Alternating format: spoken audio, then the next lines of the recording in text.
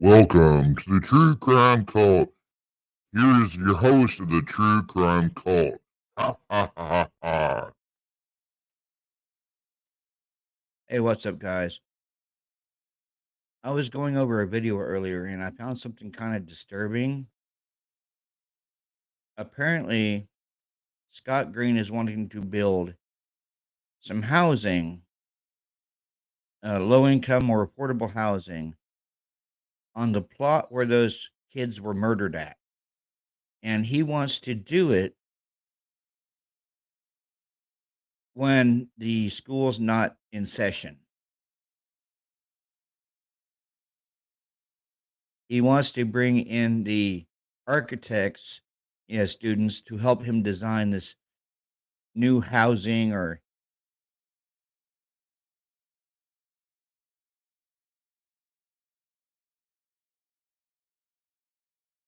I'm going to be playing a little video from True Crime Design that speaks about that.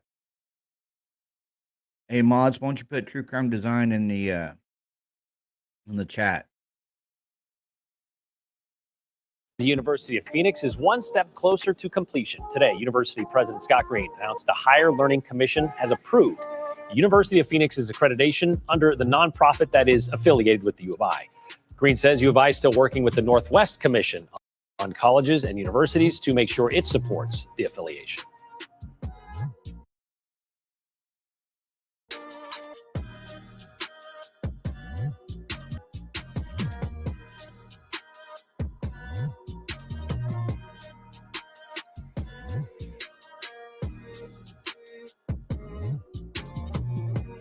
The University of Phoenix, they have focused on, they're primarily online, and they focused on adult learners. And that's probably the largest category of educational opportunity in the United States. The outpouring of support over the past 6 weeks helped sustain us during the most trying time. It provided the strength that helped us navigate the international scrutiny visited on our students and employees. We are truly thankful for the compassion and acts of kindness shown to our community. Kindness is contagious, and it provided the light that reclaimed ground lost to evil and darkness. While we cannot bring back Maddie, Kaylee, Zaina, and Ethan, we can thoughtfully and purposefully carry their legacy forward in the work that we do. Our students come first, and that was proven each and every day of this investigation. We are committed to safely delivering the college town atmosphere, campus experience, and high-touch quality education for which the University of Idaho is known. With time, we will heal. We will move forward together, and we will remain Vandal strong. Well, I'm very optimistic, about Greek Life in Idaho. Our biggest problem at the moment, is that we just have so many fraternities on campus, and more that want to come because we're a great environment. Hear what he said? They got so many fraternities on campus, and they want more fraternities to come to the campus. Our Greek life is it's an experience, and a lot of people come to the University of Idaho because of that. It really does attract students. So for us, it's about getting our enrollments to a place that it's stable. My vision for Greek life on the University of Idaho campus is that we have fraternities and sororities that are in demand and stable. And to do that, we've got to get more kids, more students enrolled at the U of I. Greeks are natural leaders on our campus, and we're about to enter what we call an enrollment cliff. And that enrollment cliff is purely demographic. It has to do with the Great Recession of 2000, began in 2008, 2009, and families started having fewer children. And so if you fast forward 18 years, you realize that those folks who were born then now are ready to enter college. Well, it's a much smaller population because of the baby bust. Some say it's 15%, possibly 500,000 students that will disappear from college campuses across the country, and so that's going to be a real problem for colleges and universities such as the U of I. Many predict many colleges across the country won't make it, and will be closing down. And frankly, this year I understand there's already been over 90 colleges that have closed down in this country. We're not even in the cliff yet. So, there's just a lot of capacity in the country, and we're about to see supply dry up. So, from a strategic standpoint, that really piqued our interest. Also, it's frankly quite a good deal for the University of Phoenix and for the University of Idaho. The University of Phoenix is a for-profit educational entity at the moment, and that's come with a lot of baggage for them. They would like to be a nonprofit, and we provide an opportunity for them to become that. And that is very significant because that means that all the taxes that they're paying, they'll pay about $20 million in taxes this year, and all the dividends that they've been paying, which has been tens of millions of dollars a year, will now be available to both the University of Phoenix and the University of Idaho for student success. So, It's all about the money to this guy. from that standpoint, it's a good deal for both of us. And the not-for-profit we're setting up will acquire this at less than 2.5 times EBITDA. So all those accountants and business people out there, they'll probably salivate at hearing that. I mean, how many deals do you know that have been transacted at that price?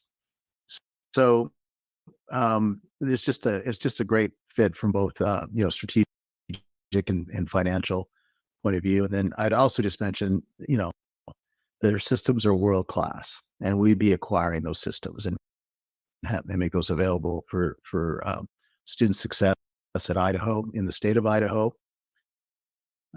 We can leverage their platforms for our on-campus students and rural placed citizens. So there's just a lot of benefits. I could go on, but that kind of gives you the reason of why we would be really good for it.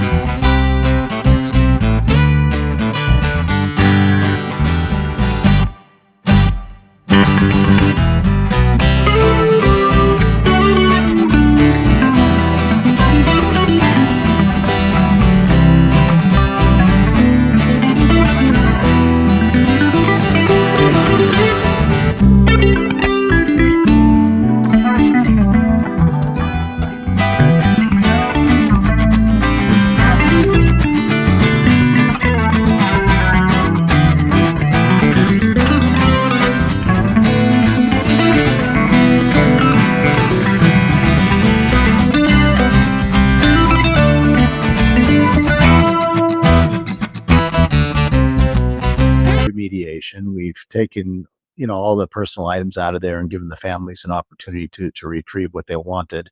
Now it's just a matter of tearing down the house at some point. We aren't going to do it during the school year. We just have too much going on right now. So we deferred that decision, but probably till at least after this semester is done. But the house will come down. And the idea is that, we do want to do something with the land that would benefit, future students. And so the idea is that we may use it for low income housing or something like that. But and probably get our College of Art and Architecture students involved in that. But we'll see. We still have decisions to make on it. And, frankly, I want to make sure that we do what's right for the families and the students. And so we're taking our time in deciding exactly when and how to do this.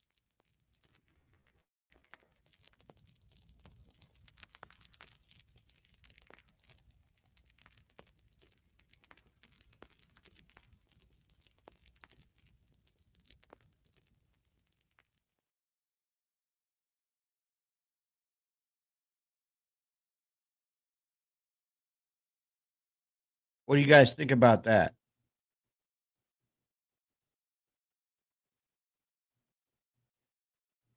Is Rock Chalk still in chat?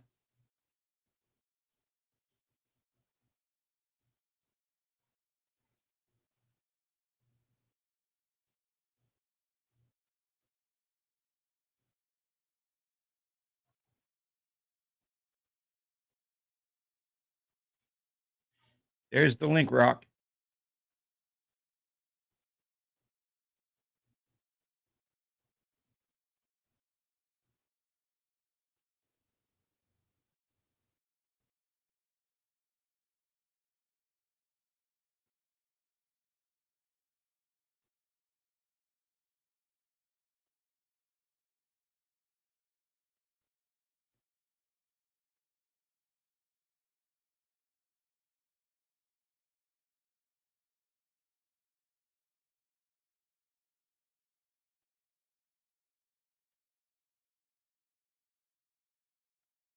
Yeah, I do agree. The guy's a schmuck.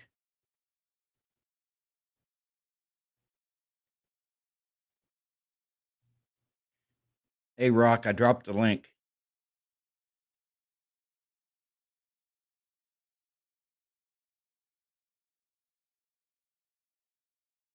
And let me try it again.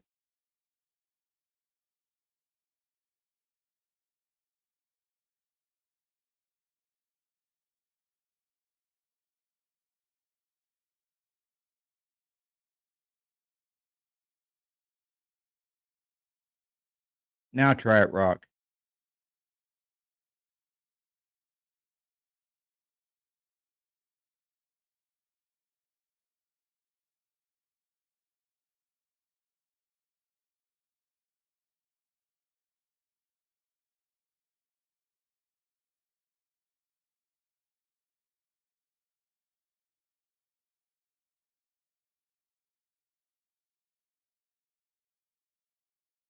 Yeah, Corey, I think there was a memorial.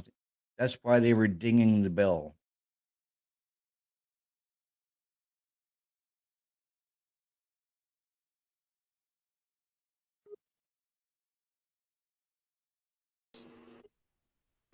Hey, Rock. Hey, hey, hey, So what'd you think about that? man, you don't want to know what I think about Mr. Green. Oh, please enlighten me and enlighten the people in chat. Well, I think he is very greedy. Man, I don't know. I guess we'll have to wait and see exactly what he's going to do. I mean, there's a lot of rumors. Yeah, I mean, especially that at the end coming out of his mouth, he wants to make some type of affordable housing or low income housing. They're on the they're on the on the property. But I really don't think he cares about the families I like don't either.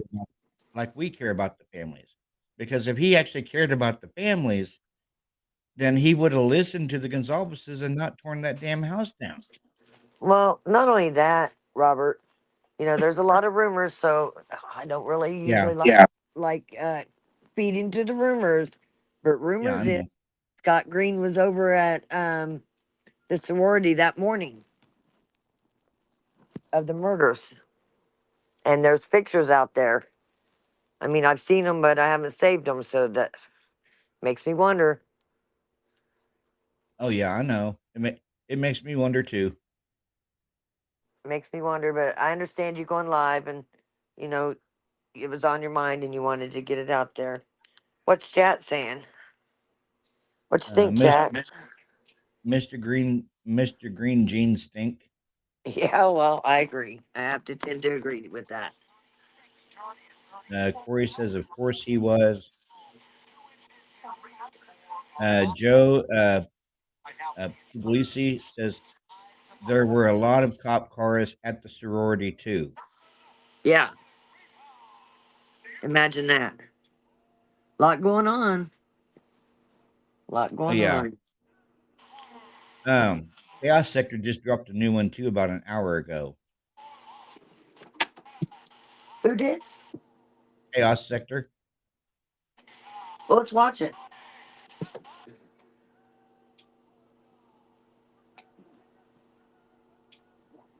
I got a minute. Yeah, let me Anybody get it else loaded want? up. I like Chaos Sector, but I haven't seen their new one. We could get the mods in chat to drop the Chaos Sector link, if you would. Katie's pretty good about that. I'm the worst at it. I'm not even going to try to tell you I'm not.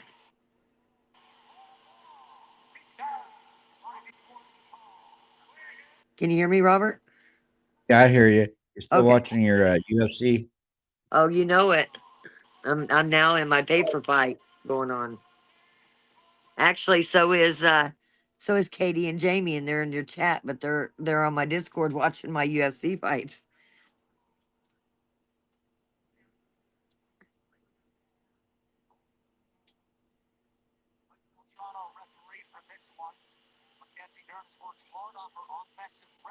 Bianca's real good about sharing it too.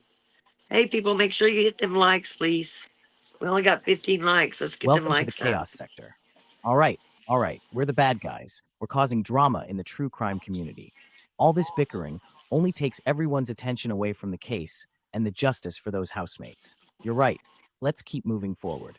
You must realize, though, there is this thing called integrity. We work hard to present our ideas, opinions, theories, analysis, breakdowns, you name it, all to inform the viewers we're speaking to right now. Someone referred to us as crime sleuths. We are not any type of category. Again, we focus on the truth, and that's pretty much it. If you read the disclaimer, it doesn't say anything about being a true crime investigator, sleuth, any of that. So, with all due respect to crime sleuths, that's not us. All right, let's get back to the business at hand, as we can agree that the point was made in the last few episodes. But then again, I think many are taking that a bit too lightly. It's not some typical YouTube drama. The Chaos does not engage in that. This is about a murder case. That's the key point. And although one would say, why aren't you focusing on that murder case then, instead of engaging with Get a Clue? That's the very reason why. Integrity. If one claims something in regards to that very murder case, and it is wrong, that's one thing. But if someone claims something in regards to the murder case, which presents suspicion, then you have to understand your expectations of seeking some form of truth in that murder case can be greatly shut down. Someone mentioned this is also about freedom of speech. What if someone flagged the Chaos channel? What if someone reported the channel for misinformation in regards to the murder case out of spite? What if someone reported this channel or any other channel to the FBI or the prosecution or the families? They already have my friends. And this makes it that much more important to address those who stand alongside you because you don't know if they can be trusted. Remember, this is a murder investigation, which was a cover-up. There are many channels that you view that may not be seeking justice for those housemates whatsoever. And I don't know about you, but it sucks when you find out one of your favorite content creators had manipulated you throughout that entire time frame. I would be pissed. But how do you usually find this out? Well, unfortunately, through the so-called drama. Simply put, you have to address those who are potentially damage control agents, because those are the tactics they use to shut genuine channels down, and the biggest crime, shutting down your free speech. So let's not just gloss over the quote, YouTube drama in the true crime community, because it has a great impact on how the truth within the true crime community can be presented. Thanks for hearing me out on that.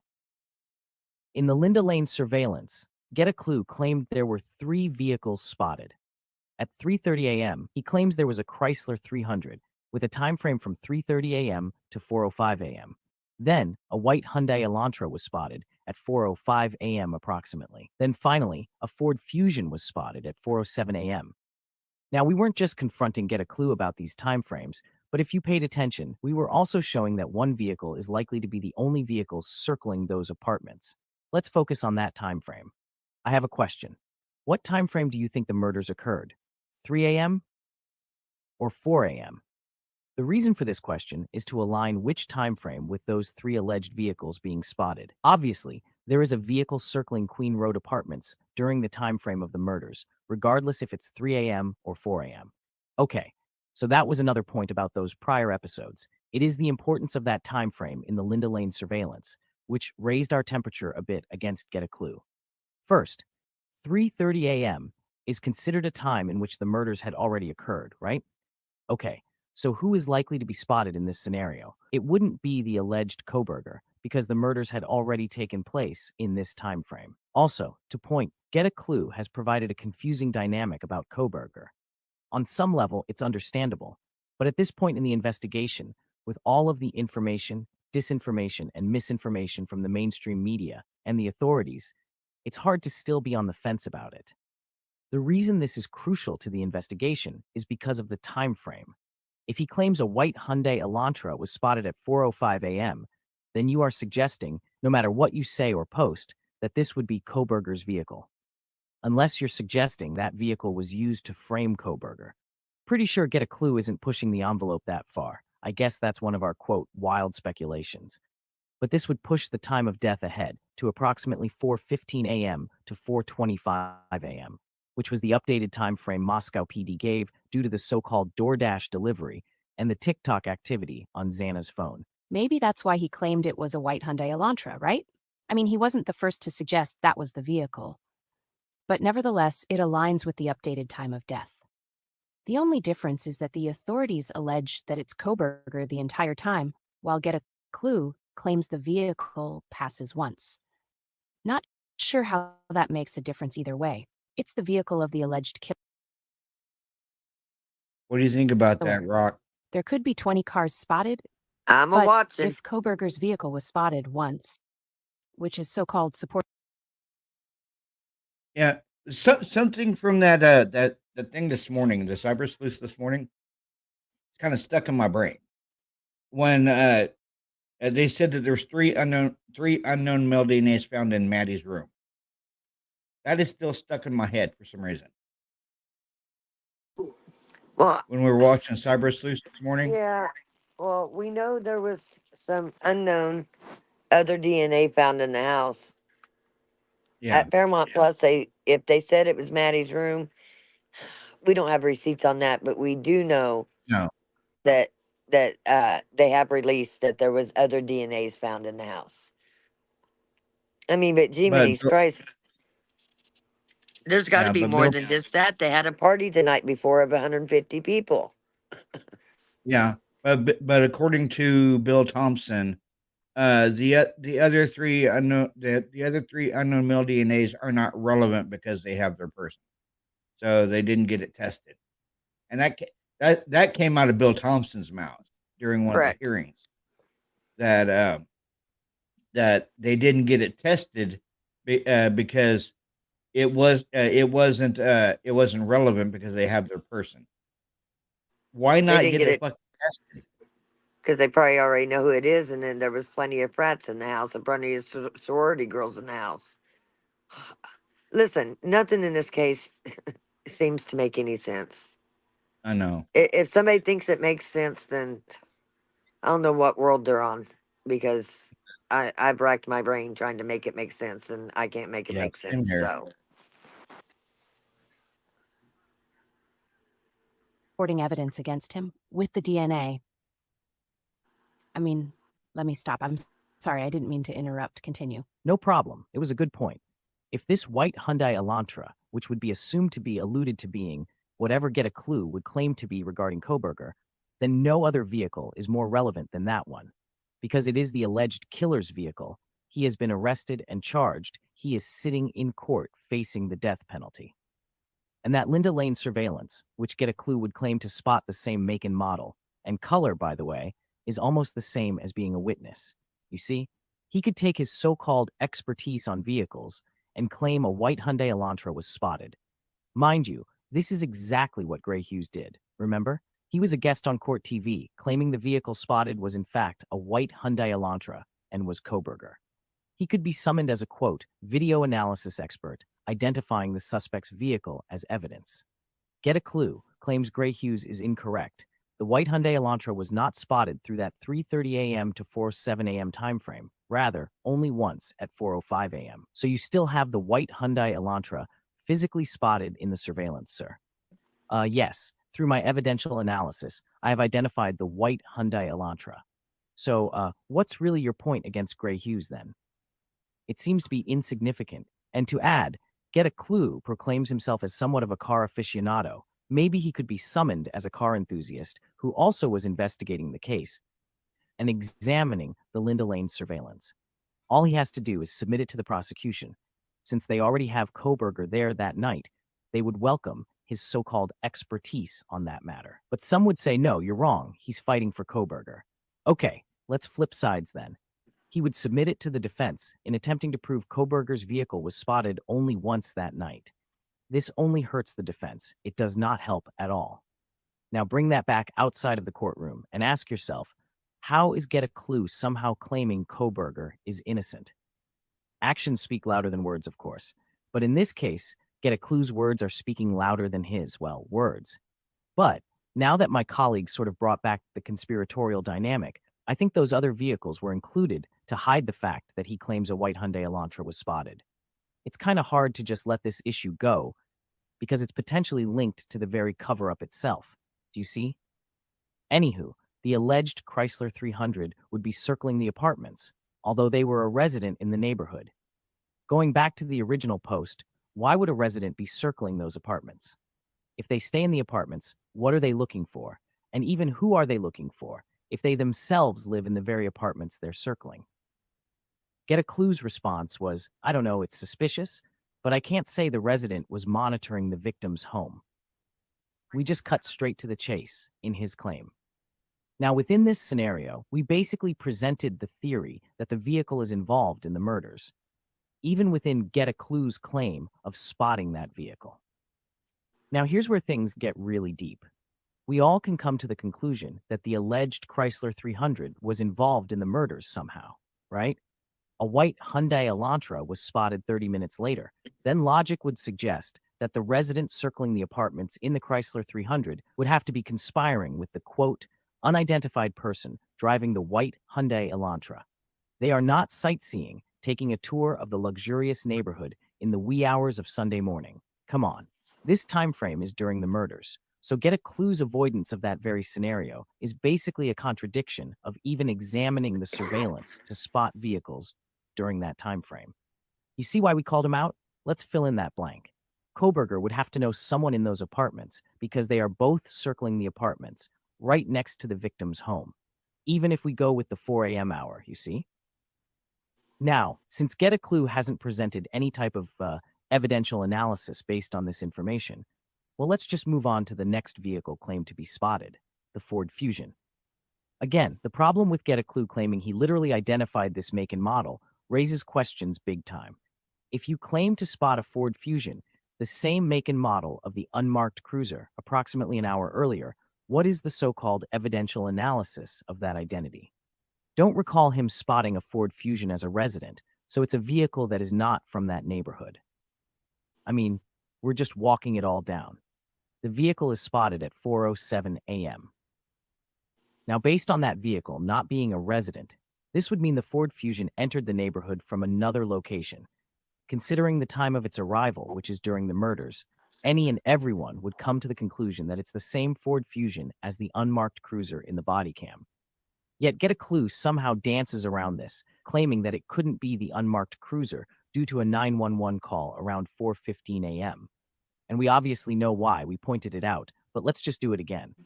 If the unmarked cruiser, or let's use Get a Clue's angle, if the Ford Fusion was spotted at 4:07 a.m., then its presence in the neighborhood and in that specific area near the victim's home obviously means the Ford Fusion was aware of those murders, albeit from a neighbor informant. Heck, even one of their own notified them. And that's where Get a Clue would end up if he just admits it's the same vehicle as the unmarked cruiser. But he knows this. That's why he plays dumb about it. A fool is someone that is shown mercy, but someone pretending to be a fool is rooted in deception, and they can't be trusted. You know, I don't want to get into a rant. My colleagues should finish this off. Hold on, I'm sorry, but I couldn't contain myself. First off, there is nothing wrong with assumptions, opinions, hypotheses, theories, even claims. Claims, though, are considered facts, but most claims are simply someone's theory. Even if it's presented or perceived as a fact, if it's logical and backed by some form of evidence, it's not something anyone should be grilled about. What I have a problem with here, including those who are criticizing us for, quote, wasting time on this issue, is that you have to clarify things, you know? Individuals are claiming Get a Clue never claimed it was Kohberger's white Elantra in the footage. Now, with you making that claim, you are suggesting that he doesn't believe it was Kohberger's vehicle, right? In that scenario, a white Hyundai Elantra, which he identified ranging from 2011 to 2020, yes, that is the range as we have the receipts. This range obviously would be Kohberger's vehicle. Then you have the same color of Kohberger's vehicle. I mean, it doesn't mean Get a Clue is somehow a bad person or he has it out for Kohberger. If that's the vehicle he spotted and believed it was Kohberger, then so be it. You don't have to defend him in trying to make it seem as if he believes Kohberger is innocent, or better yet, wasn't physically there. You understand? See, I think the reason you all are doing that is because of the very suspicious dynamics we broke down. And since you're supporters or subscribers, or simply think he does a great job, you feel it's important to establish he believes Kohberger is innocent and that he never claimed Kohberger's vehicle was there that night. But we have the audio. Get a Clue stated he was examining the Linda Lane surveillance, searching for the white Hyundai Elantra, but he identified a Chrysler 300. Keep in mind, he stated, quote, he was trying to prove Kohberger was guilty. That statement needs to be clarified. Trying to prove Kohberger was there is different from trying to prove Kohberger was guilty in that general scope of evidential analysis. Although they both can be considered the same as a whole, the intentions are clearly different. One is saying, well, based on, but I will conclude that he was there that night. That's one perspective. The other, though, is trying to prove not only Kohberger was there, but also concluding that Kohberger is guilty of murdering those housemates with his vehicle being identified. Check that They're chat. one in the same, but separate in another, you understand. And of course, he also claimed that a white Hyundai Elantra was identified at 4:05 a.m. So at the very least here, you have Get a Clue, so-called confirming Kohberger was there. Why can't you all just accept that? These are his words. This is what he said in that video. To put it into perspective a bit more, Get a Clue claims the PCA is incorrect in claiming a white Hyundai Elantra was the vehicle spotted in the time frame of 3:30 a.m. to 4:07 a.m., right? Okay, guess what? He still has a white Hyundai Elantra spotted in his so-called evidential Okay.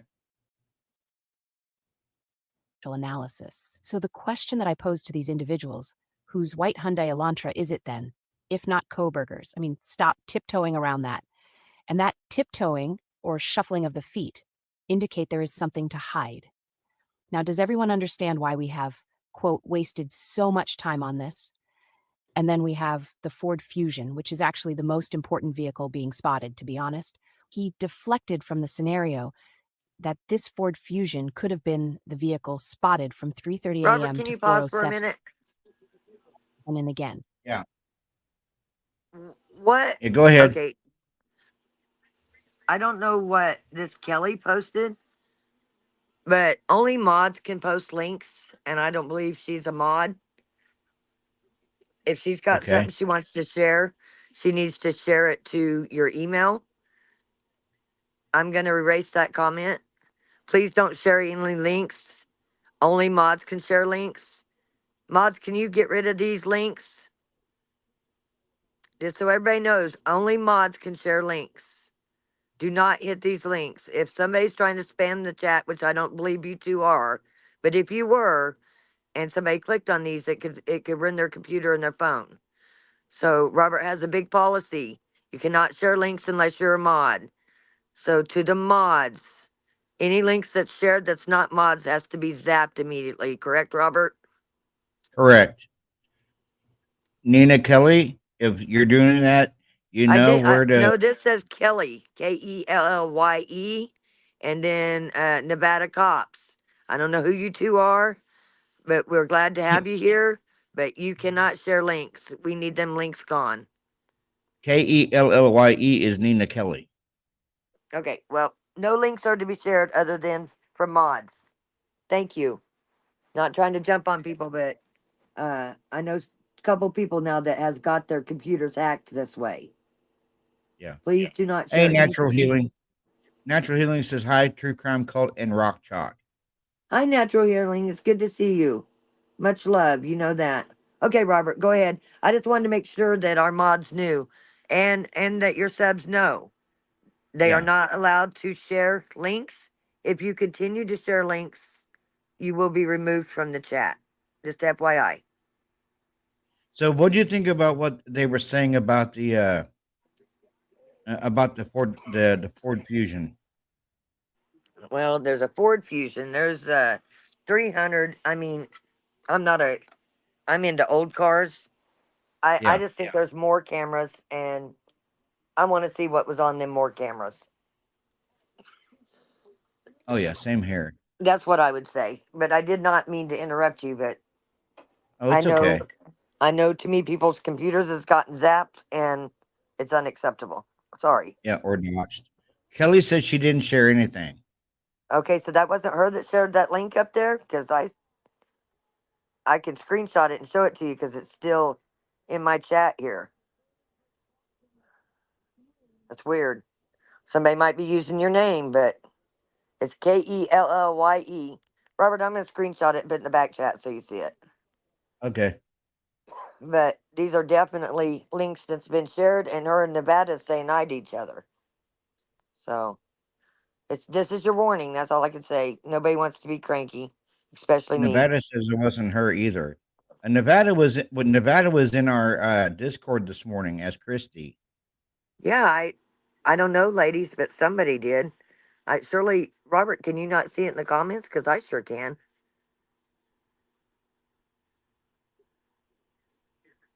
Let's see, how far up is it? I promise I wouldn't make it up. I know. I'm gonna shoot it to your text right now because I screenshotted it. It might be easier to Okay. do that. I'll just shoot it to you so that you know what I saw because I kept it. Thank you, Mark and Betty. Mark and Betty said Nevada only just came in. You're good, Okay, Nevada. that means somebody's playing in our chat, and when it's got you, Robert, do you see your text messages?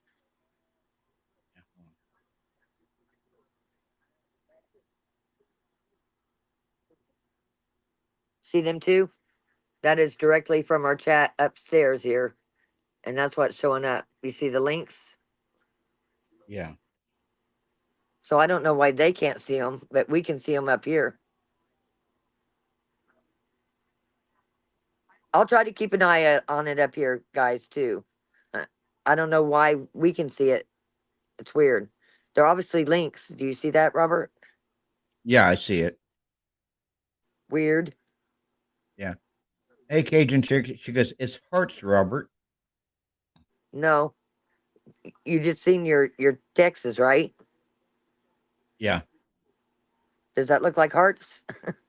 No. You probably can't share that to your screen, can you? What I sent you in messages? No. Damn it.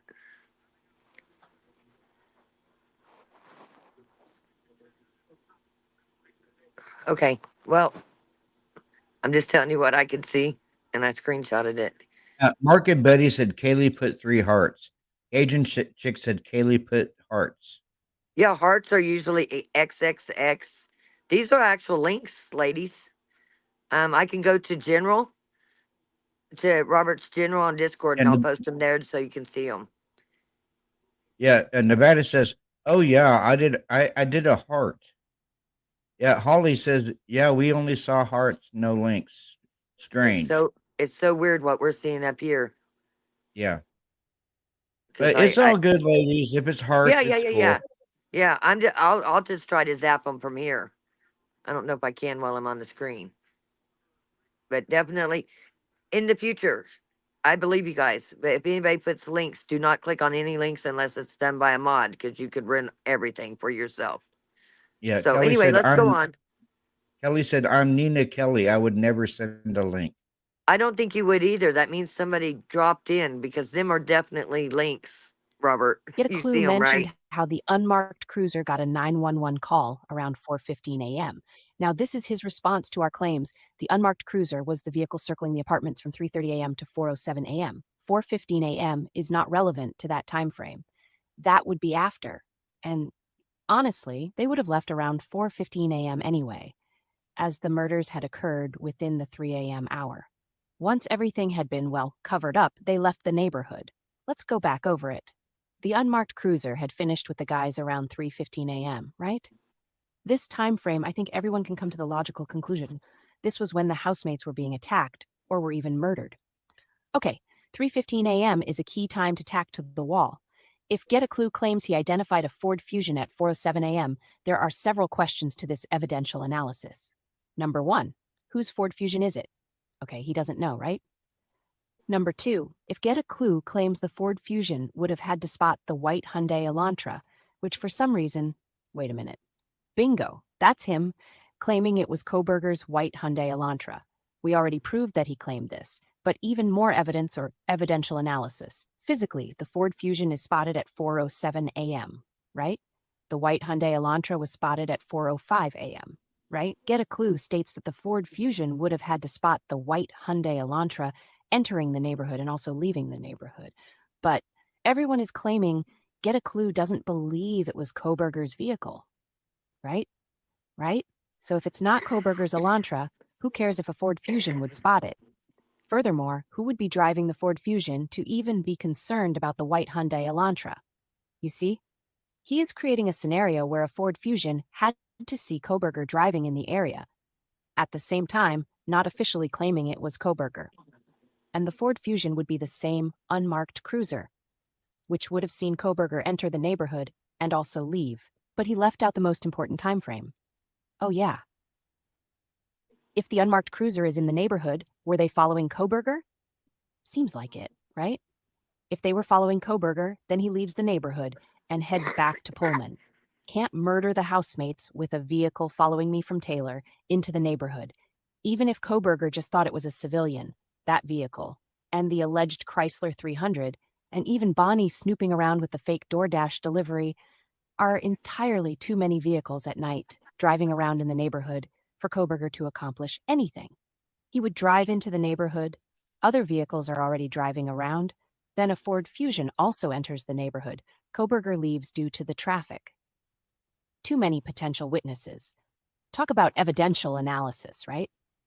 Mind you, it was about a minute between the two vehicles. The unmarked cruiser entered the neighborhood for a reason, and we know it wasn't for a noise complaint or drunk college kids. Oh, we just went ahead and said that the quiet part out loud. Forget a clue, since he somehow was afraid to just say it was the unmarked cruiser. Why though? Why are you afraid to claim you spotted the unmarked cruiser? Is it because it contradicts Kohberger being there that night? And now you see why we called this person out. He is protecting Moscow PD by not identifying the unmarked cruiser, but will allude to Kohberger being there by spotting the make and model and color of the alleged killer. If it's the unmarked cruiser, then let's be real, Kohberger was not there. And if Kohberger wasn't there, then this means the vehicle spotted at 4:05 a.m. is also the unmarked cruiser. And if that's the unmarked cruiser, boy, it sure looks like that would be the same vehicle circling the apartments the entire time. We are not fucking around. We work too hard to be called out by someone who is executing damage control. That does it every time. I will say, to that person who claimed the Linda Lane surveillance is irrelevant as it doesn't prove anything and doesn't affect what's going on in the trial. Wow, I can't believe they made that statement. First of all, the Linda Lane surveillance is the only physical footage released that is physically, yes, did you hear me? Physically, during the time frame the murders occurred. Put it this way, The murders were occurring to the left of that surveillance camera. You don't think that's relevant?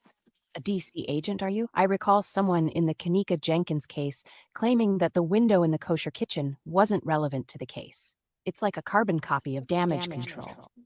That window in the kitchen, which was smudged to block the other side around the corner, protected what really happened around that corner as Kanika headed towards the freezer. Yes, someone claimed that window was irrelevant. And this person is doing the same thing, saying the Linda Lane surveillance is irrelevant. It has audio of a physical altercation.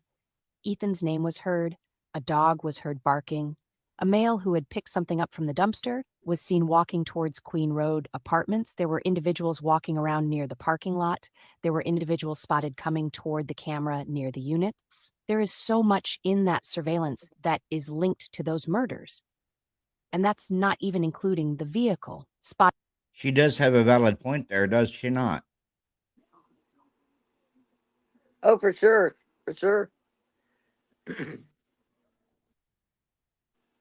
Circling the apartments during the murders. But to that person claiming it's not relevant, they're saying it's not relevant to the case and definitely not relevant to the trial. Yeah. Imagine the defense presenting Exhibit A to the court, examining the audio and all the other physical evidence in that surveillance before a vehicle was even spotted circling the apartments. And ultimately, they would point out that the vehicle in question has not been identified as Kohberger's vehicle by their own fucking admission. Okay, let's try to salvage the episode and end with a good vibe, because some of our audience doesn't like when we get like this. We do respect your thoughts, so let's bring back the good energy. I'm done. Talk about a double-edged sword. Get a Clue is facing a triple-edged sword, right? 3 vehicles spotted only presents the setting where they all were involved in the murders or knew of them.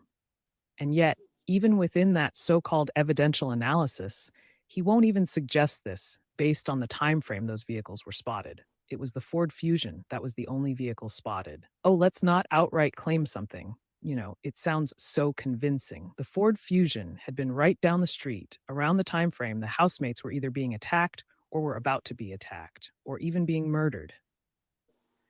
We don't know where the unmarked cruiser went after 3:15 a.m. Keep that in mind. I mean, does Get a Clue not see the small window here? They were there at 3:15 a.m. Then the same make and model, and color, by the way, was spotted in the Linda Lane surveillance at 4:07 a.m. Just admit it was the unmarked cruiser already.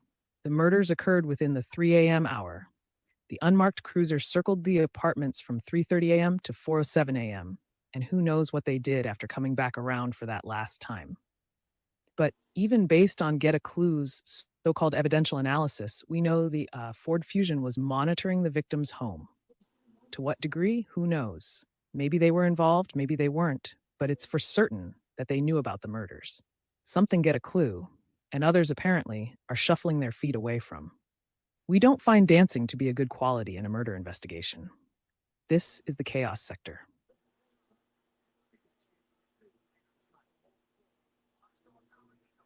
What do you think, Rock Chalk? I always like the chaos sector. They always make me question a lot of things, that's for sure. Oh yeah, same here. So what's your take on it, on everything the chaos sector said? Oh, I don't know.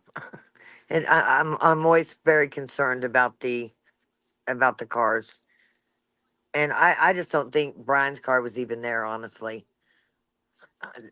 And he sure the hell wouldn't have did a 3-point turn with his car and brought attention to himself, but that's my opinion. Yeah, I'm kind of wondering if it wasn't that unmarked cop car doing a 3-point turn because they were going to another call. Well, either that, Robert, or somebody called in, excuse me, called in the DoorDash, and obviously somebody called it in, but the way I understood it, it was paid for with a gift card. But, 11:22, when they go to deliver it, that house actually come up 1122 Queen Road, not King Road. Yeah. And so I would think the DoorDash, like a Garmin, probably confused them. And so they kept turning around trying to find actually 1122 King. Does that make sense? Yeah, Yeah, that makes sense. But here's what's weird though. They state it's 1122 King Road, but the driveway comes out on Queen Road. That's what I don't. That's what I don't understand. Well, if Because you if go you back notice, and listen, if you go back and listen to the all the body cams, they call it in as 1122 Queen Road. The cops do. The cops know yeah, that house is 1122 Queen Road, not King Road. yeah, Weird. that one cop called it Queen Street, if I remember. And that video we were watching last night, he called it Queen Street. Yeah. And I mean, is there really such a thing as 1122 King Road? Seems like the cops would know the address, and if they kept calling it Queen Road, I mean, what's yeah, chat think? What do you think in chat? You probably know more than me even. yeah. What do you guys think? You guys think it's Queen Road or King Road? Have you seen the body cams where it actually says the cops call it in as Queen Road? Like Yes, it I seems to have. me, yeah, it seems to me it's Queen Road. So if somebody put 1122 King Road in their Garmin, it might have confused them, and that's why they would pull up and back up. Paco says it's Queen is King. Bianca says it's Queen. Natural Yeah, Healing says technically Queen Road. yeah, I agree. I agree because I watched the body cams. Why would MPD call it Queen Road if it was actually King Road? So they know it as Queen. Anyway, that's just a thought for Yeah, sake of conversation and something that I've caught. yeah. They're all saying Queen Road. Interesting. Yeah, me too. I'm gonna go with what the cops call it, and they call it Queen Road. So where did Yeah, King Road come from? Interesting. yeah. No. Have you seen that body cam where they come out and harass the kids, and one of the cops says, "Stupid fucking kids." Yeah, and then I don't think legally they could have dumped out all that liquor either. It wasn't like they took it off of a minor. How could they get into a backpack on personal property and dump out that liquor? They don't know whose it is. No, and according to them, oh, it was abandoned, and On and personal property? That was yeah, personal I know. property. How do you abandon shit on personal property? If I'm like today, my husband went and picked up our Sam's order, and some of our stuff was sitting on the porch. We don't Yeah, order beer, but anyway, what if there was beer there? You're going to try to tell me that our cops can come here and knock on the door, and because it's sitting on my porch, because it was basically on the girls' porch, that they can just take it and empty it out? It's private property. How do they get away with such a thing? Like, I have a problem with that too. oh yeah, I know. And yeah, that cop like peering into the storeroom, and you can see the golf club sitting there. But and just his exact comment, "Stupid fucking kids." Like Yeah, they that's didn't. It felt like to me that those cops there couldn't stand anybody in that house because if you notice, they were out there at that house on a regular on a if not a nightly basis or on a daily basis harassing them kids. Turn that music down. Turn that music down. right, right. Listen, I want to apologize to Kelly in Nevada. Uh, Again, the way it showed up on the screen was a link. It's weird, and it could have been the hearts. And I'll watch for it later. I'm not gonna click on that link on them two links, but you did nothing wrong, and I'm sorry. From the panel, it looked like links, absolutely, but you're great, and I'm sorry. Go ahead, Robert. I'm sorry. Oh, it's okay. Um, yeah, I found an 8-minute video of what you were talking about earlier in the back chat and in the Oh, text message. yeah. See, I have a house in Colorado, and my doctor is in Colorado Springs. My best friend's son-in-law is the coach at Colorado Springs, and I saw that there was another shooting today. I saw somebody putting in the chat, so if you guys are interested, I'd like to watch this Colorado Springs one.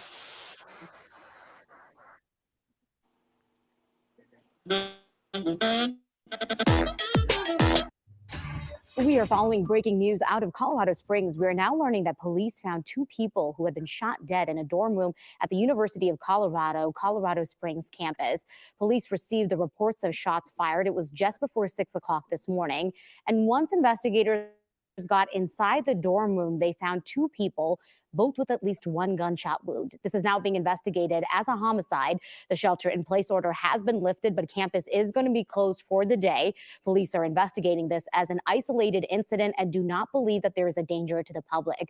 We do have a crew down in Colorado Springs working to learn more. We're going to have those details coming up on 9 News at 4 and 5 today. Want to also give you a live look around the state right now. A lot of people waking up with kind of a fresh dusting of snow. Maybe you were trying to get around all of the fog as you were getting your morning started. We've got Keely joining us today. It was already a pretty busy morning, and we're now expecting That wasn't some very more snow. long on the. That wasn't a very long one, Robert. Yeah, I know. Night last night into this morning, just a dusting, but certainly caused. Yeah, I know that was Can you weird. Can you? You're on your computer, right? Yes. Could you just type in University of Colorado Springs murders?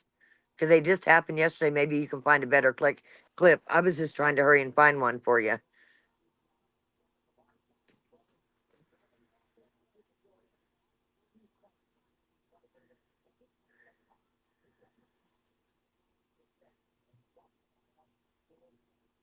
Two people are dead after a shooting at the University of Colorado at Colorado Springs early this morning. Colorado Springs police aren't sharing many details yet. This after responding to shots fired in the Alpine Village dorm rooms on campus.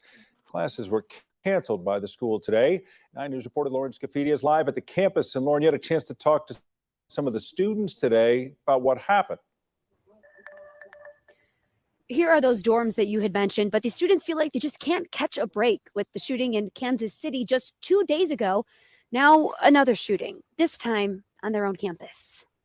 It just really is sad that that's what it's come to. Kids say they can't escape it. Where I'm from, shootings are very common. Students are tired of seeing their campus turn into a crime scene. We're just college kids here, trying to go to school, go to our jobs. Kaylee Spurlock is a freshman at University of Colorado at Colorado Springs. It's just left speechless. Yeah. After Friday morning. There's no words to describe that feeling. The Colorado Springs Police Department says they found 2 people dead, both with at least 1 gunshot wound. Just before 6 o'clock this morning, the dispatch center here on the campus of UCCS received a call of shots fired in a dorm room here on campus. The university put the whole campus in a lockdown with the shelter in place. That has since been lifted. Don't believe at this point that there is an ongoing threat to the community, and we're investigating. Where have we heard that before? I know, and they also said that they are homicides. It was not a murder suicide. Yeah, where have we heard that shelter in place? Then, oh, it's okay. There's no risk. And nobody's in custody. Weird. Investigating this as an isolated incident. But campus is closed for the day and all classes are canceled.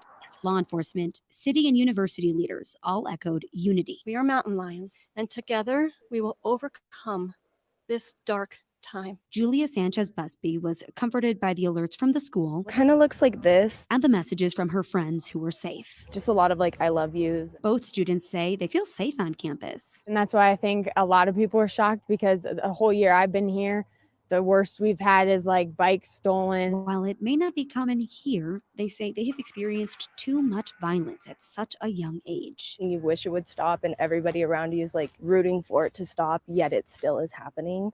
And it's more frustrating than anything. Now, this shooting is bringing back memories for Kaylee. She says she was running for her life 2 Decembers ago at the shooting at Mall of America in Minnesota. Just so sad. It is just so tragic to think about what all these kids have gone through in just 18 years of life. Now, we aren't able to confirm any other information about the victims or any suspects. The school held 2 news conferences today, but they didn't take any questions just to protect the investigation. Kim, Tom. All right, well, we will continue to follow. So one of those kids was involved in that shooting 2 years ago at the Mall of America. Interesting. Telling you, it's gotten crazy. I saw that Adam asked about the theater shooting. I have a house in Aurora, and that happened in Aurora when they went into the theater and killed all that kid, killed all them people. Then you got, of course, Combine. That happened in Colorado, and then yeah, not too long ago in Boulder at the Kroger there, one officer was killed. Guy went into Kroger and shot up a bunch of people, killed an officer, a couple of cashiers. Like Colorado's got something in the water, but honestly, it's happening all over the world. But it seems to be happening more in Colorado. It's kind of crazy. Yeah. And I mean, honestly, in your own opinion, do you feel that those two traffic stops from Pullman to Pennsylvania? The ones in Indiana? Yeah. No. What I'm asking is, do you feel those two stops by the highway patrol there in Indiana when Brian was on his way from Washington to Pennsylvania? Do you feel that they were controlled stops? 100%. 100%. They ain't got time to pull you over for driving too close. And he did it back to back, just a few miles apart. Makes no sense. Yeah, because I saw a report earlier that the FBI was wanting the Indiana state trooper to verify to see if he could see any cuts or anything on Brian's hands.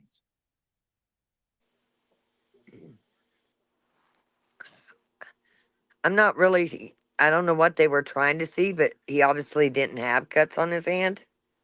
Yeah. But if you remember, they the tag reader, they pulled the tag reader that read his tag in Colorado because he passed through Yeah. Colorado. Because they went down south because there was a big storm coming through. So they went south a bit to miss the big storm so they could continue to travel to Pennsylvania. Yeah, I mean that's just odd though, going through Colorado. They did. I mean, Anybody in chat remember how they said that they got Brian's car tag off of the reader in Colorado? Because I know I saw it. and so did I.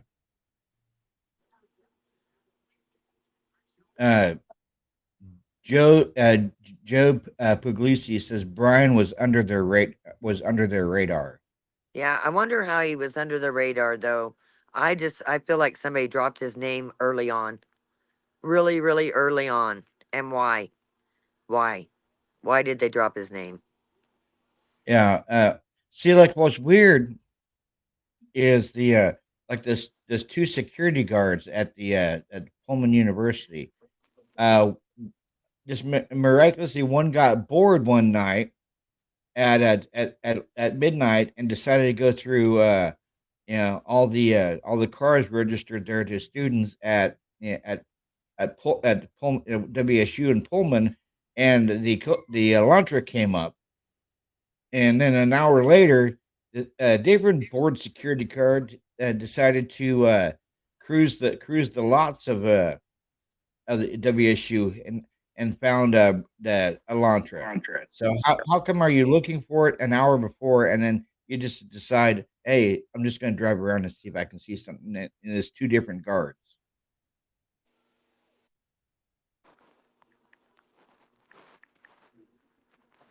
That's just weird. Not only that, what about the guy who stole the sign that was at the grub truck with the long Rodney. hair? He had Yeah, I know. he had a knot on his head. Where'd he get that knot? Because at the grub truck he didn't have it. But when if No. you watched Lana at all, when she got the body cams Yeah. and was following him with the sign, he had a big old knot on his head. What happened between the grub truck and the apartment he went back to? Oh, and in that body cam, they asked him what he was doing. And he said he was waiting for his roommate to get there, and then he told him he didn't live there, but his roommate did. What kind of sense does that make? That makes no sense. Yeah, we'll have to go pull that because I know for a fact that was said. So was he so nervous he couldn't even talk?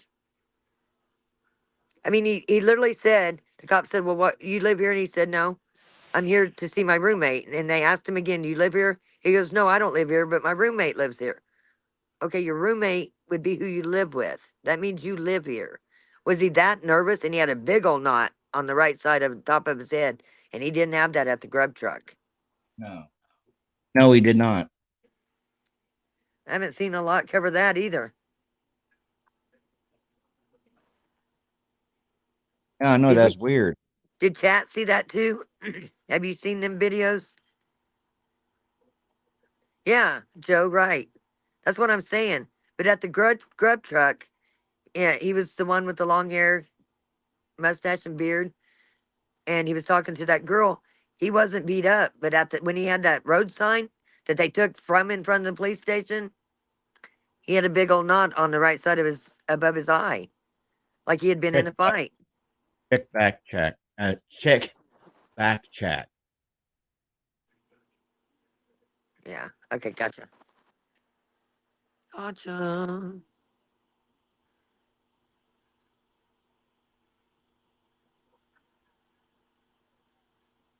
I didn't see the Banfield guy have a knot, tell it tale, but I definitely saw, if that's the guy's name, Hayden Villa, if that's the guy's name that was at the grub truck and then stole the sign and was at the apartments, he definitely had a knot.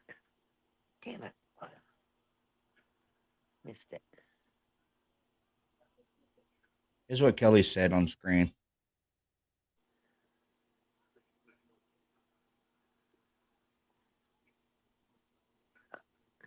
Hey, I think all eyes that you can get on it's interesting. I would Oh, yeah. share too. Listen, I have lunch once a month, retirees, with federal judges and judges, and I bring this case up all the time. I remember the very first time I brought it up in November, one of the head federal judges that's retired said my name. I'm going to say it's Rock. But he said, Rock, let me tell you something. I don't think that they were killed there. And I said, I don't either. He said, I think there's 2 murder scenes, and I think they was brought back to that house and cut up, and that's why there wasn't traces of blood everywhere. But now the coroner said there was blood everywhere. If there was blood everywhere, how come it wasn't traced everywhere? I'm so confused on it. Yeah, because like the coroner said, it was a gruesome scene. There was blood everywhere. Then how come they only found one shoe print by Dylan's door? If it was a gruesome scene like the coroner said, then you would be seeing shoe prints throughout the house, correct? Yeah, and was one of them a peg leg? I mean, how come there was? How do you get blood on one shoe print and not another? And it took them the second time when they used that. It's not called glucon, but the blue light. Like it wasn't You talking about viewable the to the Nino naked Black? eye. Yeah, the Nino Black. They couldn't see it until they did that, and then there was only one shoe print. What was the chances of that person only getting one shoe print with blood on it? Like none of this makes sense. Near Dylan's door. Right And outside. if my memory serves me correct, Brian didn't come, Brian, whoever did it, I'm not saying he did it, didn't come anywhere near Dylan's door. He came out, the person came out from Xana's room and then walked around and walked straight out that sliding glass door. So he was nowhere near Dylan's room. Hey, AR. AR, I'll drop a link. Come on up. Absolutely.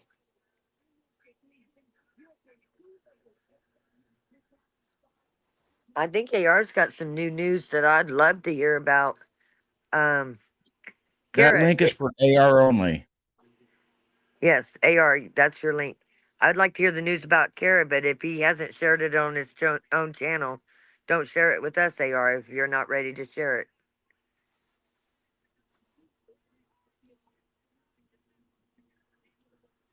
Also, our mods, they're really good about, they'll drop you in the chat too, AR. We appreciate you being here. Yes, I appreciate you being here, AR. Hit that link, man. Yeah, please do, because I'm going to mute myself here in just a second. I'm paying $80 for these bites. I'm going to watch a few of them while I'm listening. I'll stay up here, though. Okay. He's finding a headset. Perfect. Perfect, perfect. So how's chat doing tonight? How you guys doing? Saturday night? Doing good? Yeah, just like that. Just like I like to listen to Elton John once in a while, and Oh, yeah. and one of my favorite songs is Morning. Saturday Night's All Right. Saturday night's all right, all right, all right. Hey, have you seen Rocket Man, the documentary? Not yet. Oh my God, you got to see it. Me and my husband watched it 3 times. I know, Jamie, you're watching my fights, aren't you? I got the UFC fights on. Sorry, I get a little Okay. excited. Bianca. I She's- think she's going tonight. Going night. Bianca probably worked today, and she's gonna and, make and then it to our she, live tomorrow. she says, "Good day was a very early morning for me." LOL. Yeah, and she stayed up and watched Paramount Plus, so I bet she is tired. Hey, AR. Hey, can everybody hear me okay? Sounds great to me. Okay. Well, I don't know about great, but at least you can hear me. Sound good to me. It's great to see you both. I'm glad to see you live and actually doing some real content, not playing trivia and doing crazy stuff like others. Hey, you got a question in the chat. Nani Poppin says, "How's Jen? She's such a sweetheart. She wants to know."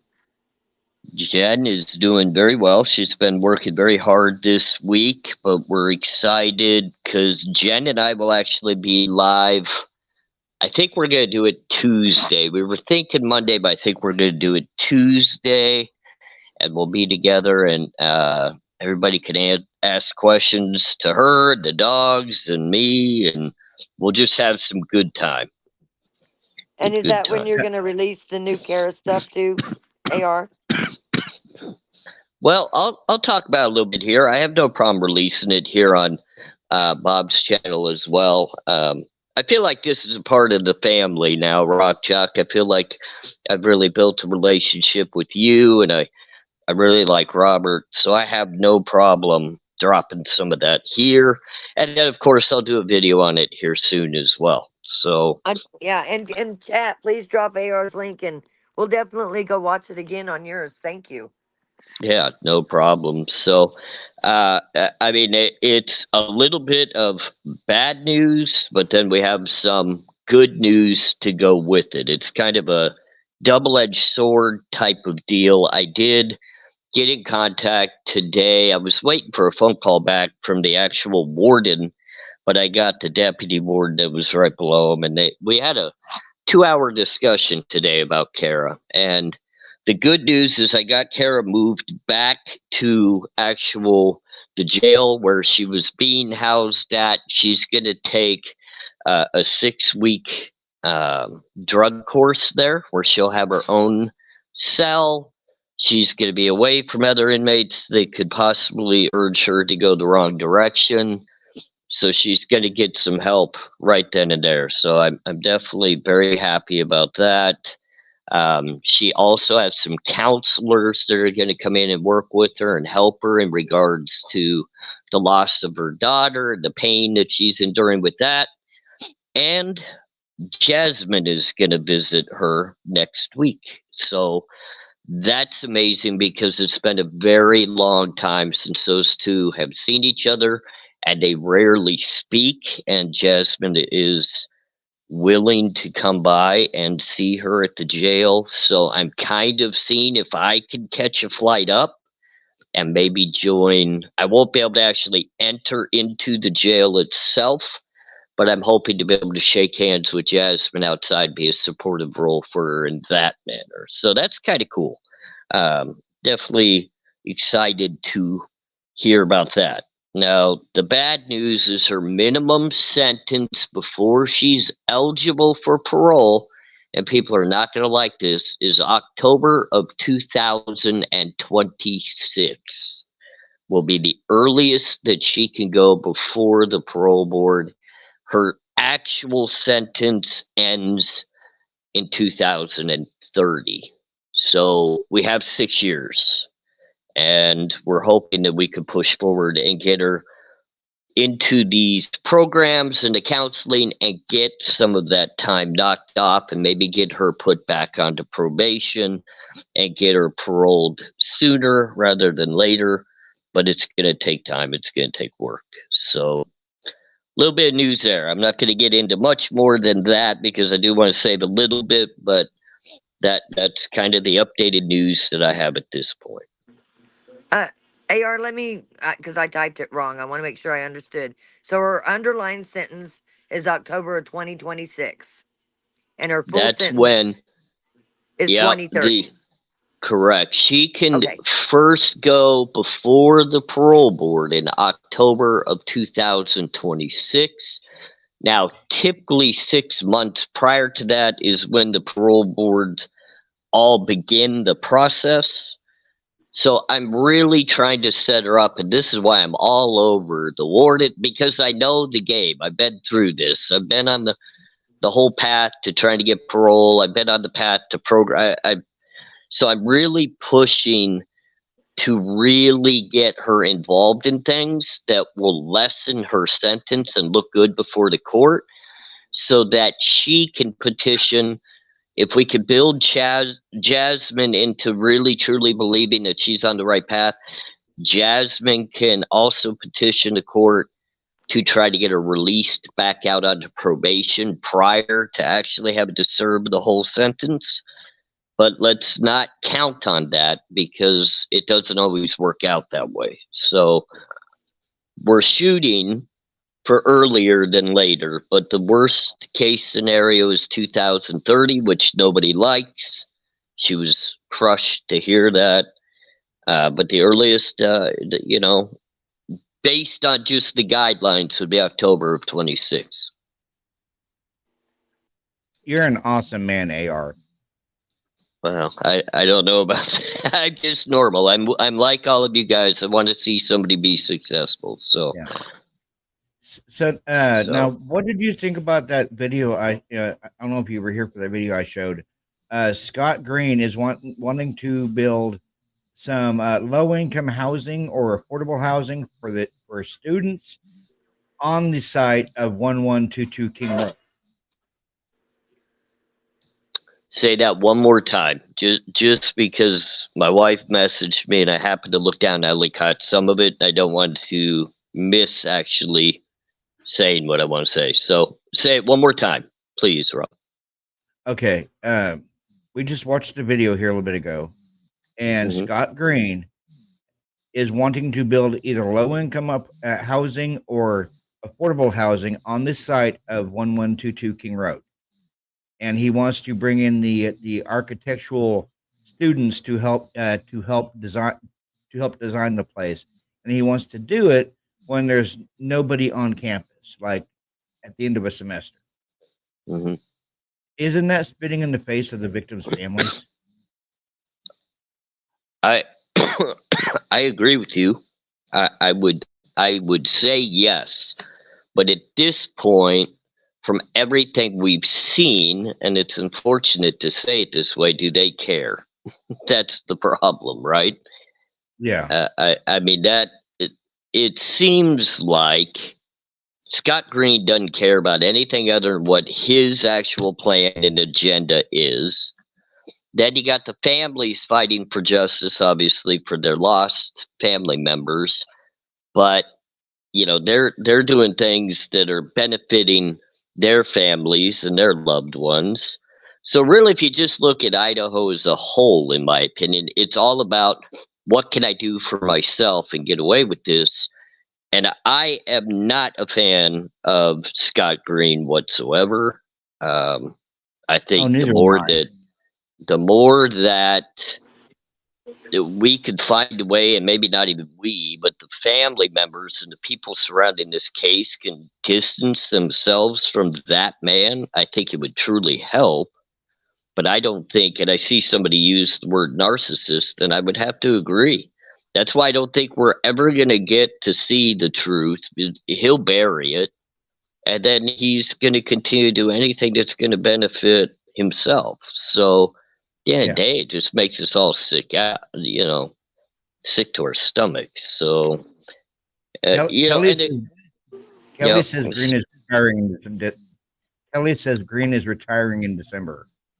yeah, I see that too. But at the end of the day, let's think about it this way. We say he's retiring, but does anybody worth that amount of money and that big of a head and, you know, connections? Are they really retiring, or are they just finding a way to step out of the limelight and work from behind the scenes? Let somebody Yeah, that's the, else be the face. yeah, I that's a believe good your point there. second comment. Your second comment is hit the nail on the head. Yeah. Yeah. I mean, and it's sad. It's sickening. You know, let somebody else get up there, be the face of everything. Well, behind the scenes, you get to do whatever you want, say whatever you want, do whatever you want, and nobody's ever going to put it back on you anyway. Yeah, he's probably Yeah, still going to be the puppet master. yeah. Yeah. Well, me and me after you left last night. After you left last night, AR. Me and Rock watched this video, and it was one of the most recent ones that Steve G did on Hey, Banfield. play it again real quick. It was a Okay. simple one. It was short. I want to see if AR catches it. I think you will, AR. Well, I hope so. If I don't, I'll feel like I let you down. You'll catch it. If not, he'll stop it. But All right. you're going to come join us tomorrow night at 7, right?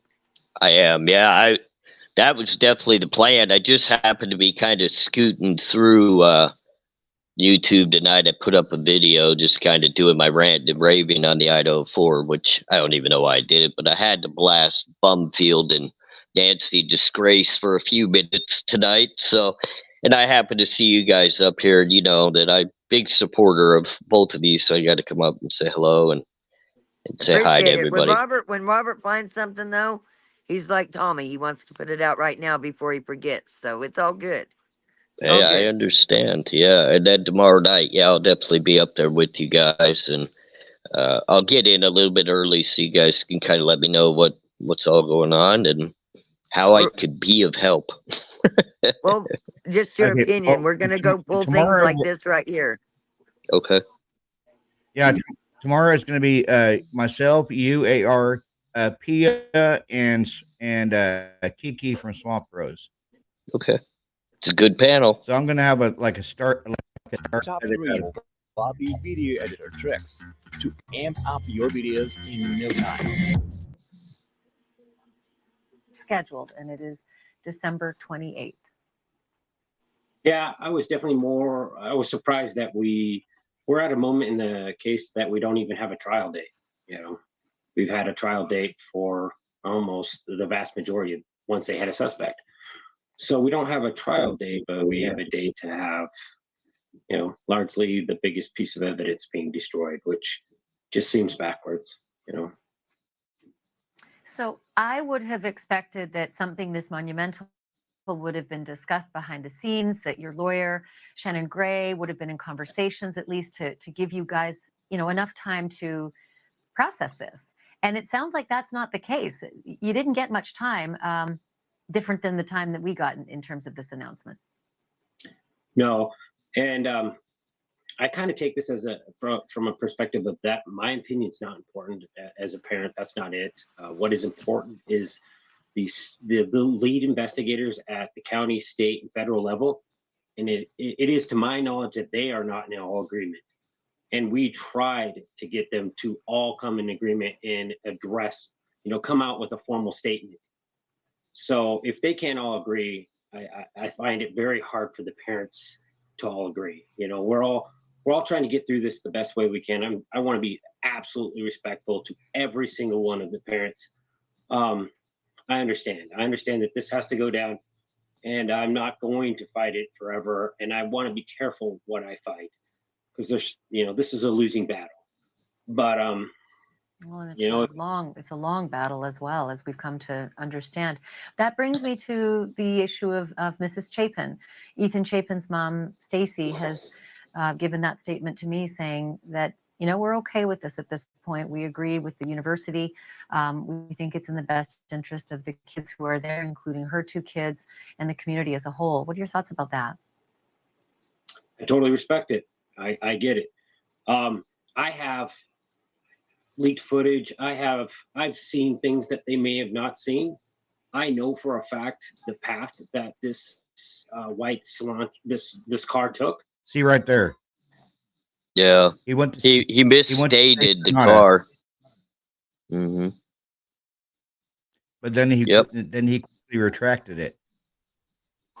But it's so crazy how he started to say And people are going to wonder Sonata. what he was doing when he parked. Which, if you go back, remember the footage? Maybe it was Bubbly Water. Somebody put it out. I'm so bad at like remembering or watching other videos, but somebody put out the video, the white car driving that had the sunroof in it. Do you guys remember that car, the Yes. sunroof white Yes. car? Also, the stock car, they had a sunroof in it, and Brian's Right. didn't. And what a lot of people don't realize is the one that was actually driving in that video is the Sonata. Yeah. It's not an Well, Elantra, it's a Sonata. do you remember the pullover at the college when the female ran his tag? It came Yeah, back as a Sonata, not an Elantra. right. Weird.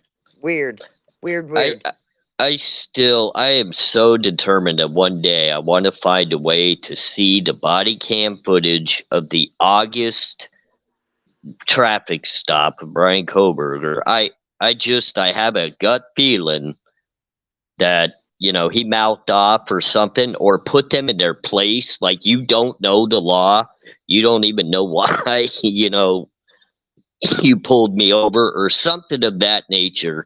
And I think that they're hiding that because that could put like an issue upon, did the cops have a problem with Brian Koberger? Is there a reason why they're mistreating him this way? Or because I have a feeling that if it was just a harmless traffic stop, boy, they'd put that out so that News Nation and Nancy Disgrace and all of them could really pin it on how narcissistic he looked and how his eyes looked so horrible and all that stuff. They would use it against him. So Yeah. I would sure like to see why they won't put that out. Would it actually be beneficial to Koberger? Did they maybe pull just an old knife out of the pocket of his door and it happened to have a sheath on it, and that's the sheath got found at the crime scene? I mean, what could possibly be going on here? So Yeah. The path that this white Swan, this car took, and people are going to wonder what he was doing when he parks in certain locations for extended amount of time. What was he looking at? I want to know what he was looking at. And I don't know how you can see what this man was looking at without the house being there. Good point. What windows was he peering into? Why did he pick that location to stop at? Why did he keep going back to these certain locations? And I don't know about the other 12 or 13 times that he was there. I just know the day that this happened in the footage that was given to me. So I'm going to do what's best for my girl. I'm going to protect her. I'm going to weigh on the side of what's best for her and making sure that I'm not going to let something slip through our hands that I could have said something. But I do understand it has to go. I have this question for you because up until now I hadn't really contemplated this, but do you think it's at all possible that the prosecution is so confident about their case, they're not worried at all about the house standing? I've been told that exactly. I've been told 100%. The amount of stuff we have, Steve, relax. You're a very aggressive a father. Relax. But it's not in my character to just sit back and just know that an opportunity isn't being seized upon. And I couldn't live with myself. I couldn't live with myself if later on, something happened and a jury member said, you know what, it really came down to the fact that I couldn't see firsthand. They told us the ideal jury member was someone who had thousands of acres and had no time to watch TV. He was out on the farm. Well, I don't feel like that kind of guy is going to see the footage that I seen and not want to understand what was going on in the house. And a computer program is going to mean nothing to that farmer. almost zero value in a computer model to a farmer like that. I want to dovetail off something you just said, and that is that they've told you that, Steve, the amount of stuff we have, relax. Are you referring to like victims advocates or people actually in the know of the case, that they have such a solid case that you should rest easy? Because I've made myself vocal. Now listen to what he says here, AR. Okay. People have reached out to me, and some of those people have just said that if what I know is accurate, Steve, there's a massive amount of information. This case will open up other investigators to know that there's a whole nother level of data being collected on people, and some of that will come out in this case. Thank you for watching. What'd you think? Yeah, I mean, I've been puttering through that in my mind since we heard that, a while ago. And I've been trying to put it all together. I mean, he's clearly making the statement in wide open, everybody's view. Hey, there's a much bigger investigation happening here than any of you guys know. And more people are coming out of the woodwork that are going to be visual to everybody.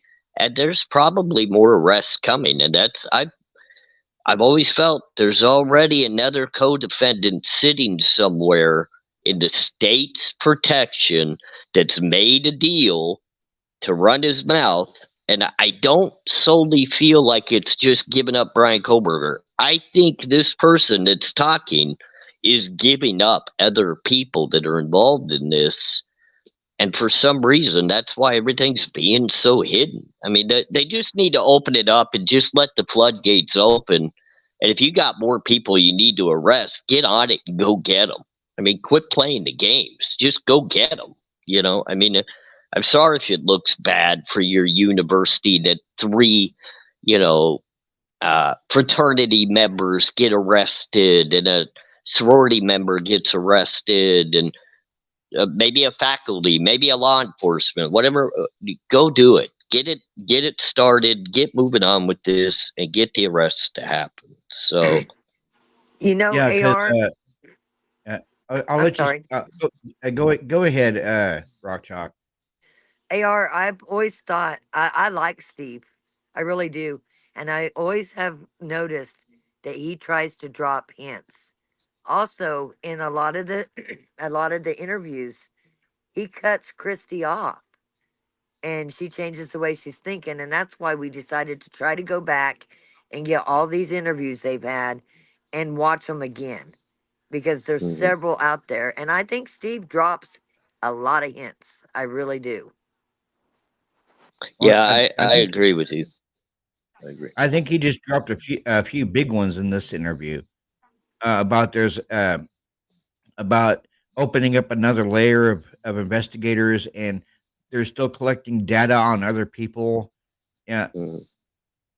And I think, and I hate to say it this way, but if you separated him from Christy, and I know it's been done before because I've seen interviews where he sits and he talks on his own and he feels more relaxed, more open, where when he's sitting next to her, it's almost like, well, one, I got to try to control what she's going to say, but then she's going to get mad if I don't follow suit that Bryan Kohberger's completely guilty. If I have any questions regarding to that, I'm going to hear about it later.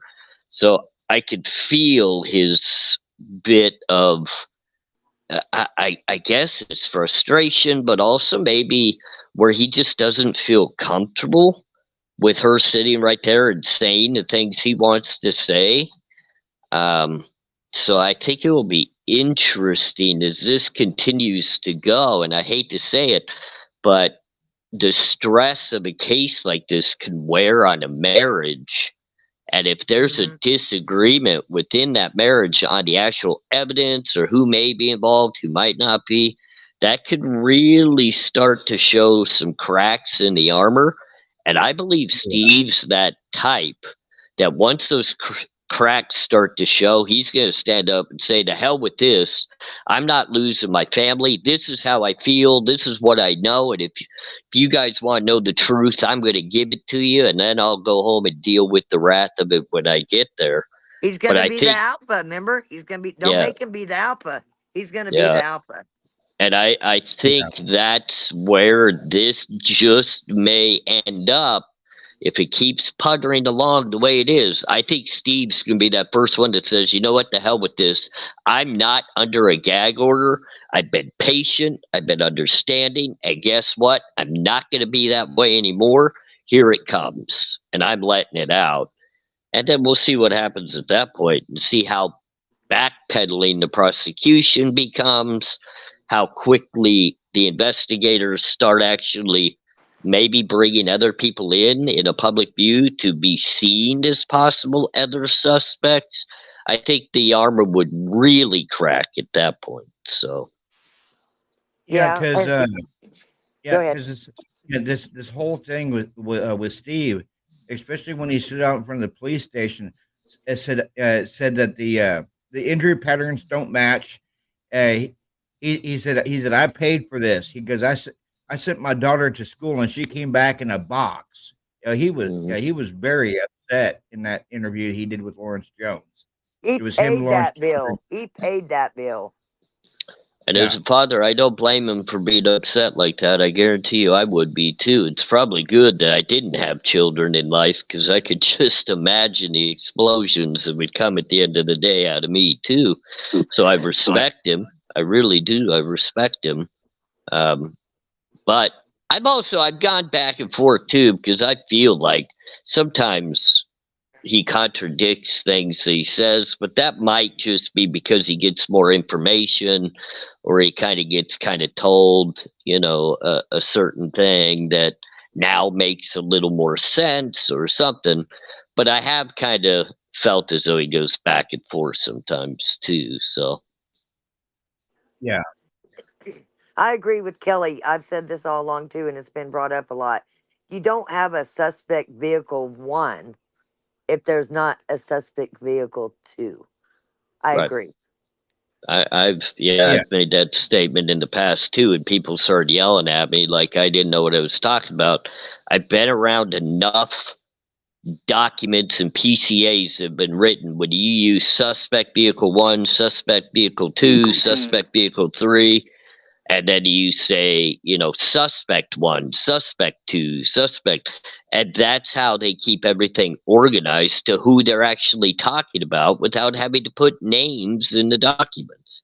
So for some reason, I feel like suspect vehicle 2 has been redacted to protect something. It's just, I agree. Again, how I feel, but I've seen it so much that it's like, God, suspect vehicle 1 makes no sense to me unless there's a 2 or 3. There's something else missing here, and they need to bring that out and show it. Yeah, would you see just like this morning, Rock and I we were on Swamp Rose's panel, and Jeff H came up on panel, and Rock and Sifa they were preparing because we watched all 3 parts of the Cyber Sleuths today in my cinema room on my Discord, and it just felt like every time I was trying to say something like Swamp Rose played the enhanced version of the Linda Lane on Jeff's channel, and both Swamp Rose and I heard them say, "Fight! It's a fight!" And then here comes Jeff. Oh well, are you sure? Are you sure you're hearing that? I didn't hear that. And then when Rock, when Rock and I mentioned about the Steve G interview that you just watched, well, are you sure he wasn't saying cilantro, what you put on food? And I mean, I had no problems with Jeff. I'm not knocking him, okay, AR, but I was getting a little irritated that he was trying. Yeah, I was getting a little irritated that he kept trying to debunk me on a panel. Jeff tries to change the narrative. AR knows that. Believe me, he knows that. Don't you, AR? I Yeah, I mean, and the thing is like I understand opinions, I understand discussion, I understand debate, I get it all, and I feel bad, Robert, if he's trying to debunk you on the panel. It's okay to discuss things and talk about them. It's not okay to make somebody look like they've been debunked or wrong. We just have to agree to disagree at times, and I like Jeff H. Jeff H. has been good to me outside of the YouTube creation role. Yeah. Him and I don't agree on everything in regards to the case. We don't agree on everything like that. And I would have to have a side chat with him if he did that to you, Robert. I'll talk to him personally outside of here because I don't agree with that type of stuff happening. And, Robert, you and I aren't going to agree on everything. Rochak and I aren't going to agree on everything either, but we're always going to respect each other. And no matter where I'm kind of lurking or hanging out, that's what I expect. And the people that I call friends, I'm going to hold accountable to that. So I will definitely talk with Jeff, and I will hold him accountable to the respect factor. And I hope that one day you two could shake hands and move forward even in disagreement. Yeah, So I want to say this too, AR. I had jumped down. I can handle Jeff in small doses, and so I just jumped down because I don't do it. But I will tell you, I've seen him on many panels. And I don't think it was personal to Robert. Robert, I don't think it was personal to you. Jeff has Yeah. his own narrative, and it don't matter if it's Tommy, if it's AR. He does it to everybody. That's why Tommy mutes him a lot. Okay, I've seen it 1,000 times. I'm sure the chat can tell you they've seen it. AR, I know you've seen it. I don't think it was personal to Robert. It's just that Jeff gets in his own mind, his own narrative, and he just goes straight with it, and you can't say anything otherwise. You can't get a word in otherwise, and that's why a lot of creators end up muting him. I think at the end of the day, to kind of reference exactly what you're saying, is I personally probably just would not get on a panel in a discussion of Idaho 4 with Jeff, just to Right. avoid any conflict like that. It's not that I dislike him or anything of that nature, because that's not, at all it. I respect everybody, but I also will avoid conversation when necessary. Listen, listen, SIPA is really good. And I made an excuse and said, I got to go. SIPA needs my help. No, SIPA had Right. it done. I'm like you. I didn't want to Right. upset Jeff and, be rude. I can't do a panel with him either. It's too much on me. So I removed myself because I can't do it. And that's probably a very wise way of handling it. If we all hold ourselves accountable and make sure that we carry ourselves at a higher standard than others, we can never be put at fault for something that's happening or going wrong. And I've just learned I want nothing to do with the drama. I want nothing to do with anything going on out there in the whole scene of true crime. So I'm just going to hold myself accountable, hold myself at a higher standard, speak the way I could possibly speak in the most respectful manner, support those that I feel as though deserve it, and just avoid those that I don't. So, We're on the if same page. I promise yeah, you. if All three of people, us are. yeah, if people notice, and I'm sure they're going to, that I'm not involved in a lot of different chat rooms or different actual lives that are happening, don't take it as if I'm being disrespectful to those people. I've just removed myself from that situation. And, there's a few now, I've avoided, and it's just because they've put their own selves in a different positioning that I want to be in, and that's fine. So I just kind of go my way now, and nobody take offense. Nobody think that there's drama. Nobody think there's any hate going on, because there's not. I'm just being very particular where I put my own voice and where I put my own self at, so I can hold myself accountable and stay on top of things. So, Hey, and Rob, Jeff check came back in. that. And I did want to make a statement real quick, and I appreciate you, Rockshot, for bringing it up in regards to Kelly and, the addiction and the loss of a child. I am always open for discussion. I'm here as a shoulder for you to talk to. Any way I could ever be of support, help, anything, please never hesitate. Email me, reach out. You can have my cell phone number. You can have whatever you need. I'm all about there being that for you, because I know that's difficult and it's painful. And I'll walk with you. I'll support you in that tough walk, because it's something that I know for a fact you're going to carry with you in your heart forever. And I want to be there to support that and be there to help you with that. So never hesitate. Rock Chalk, you're more than welcome to give anybody that ever approaches you my information. I'll email you my cell number as well. And anybody that ever wants to reach out, just have a side conversation. I'm always open to it. Yeah, Always. and she has my direct DM, and you have my email. I And do. she's saying yes, yes, yes, yes. And Okay. thank you for addressing that. And I might not be the person to talk to about, because I have not experienced that. So hopefully, I think she does need somebody to talk to if you have that time. I had a brother that died. He took his own life in regards to an addiction issue. So I've endured it personally myself, and I know I don't come out and talk about it a lot, but I've been around a lot of it. And I'm not an expert, but I'll tell you what, I'm a great listener. I have a big heart that will always stand with you, and always, it doesn't even matter if it's 2 o'clock in the morning. I'm open and available, and anything I could do to help, I'm all about doing it. So You see the chat showing you love, AR. You're just such a good person. You really are. well, I appreciate that. I'm bad about checking out chat, but I definitely We love appreciate you, it. AR. AR, you're a great person. You're good Well, to everybody. It's all good. It's all good. I'm just a part of the community like everybody else, and I care about all of you. My whole ultimate goal, I think that's why we're all here, is we're here for the betterment of everybody that's involved in this community.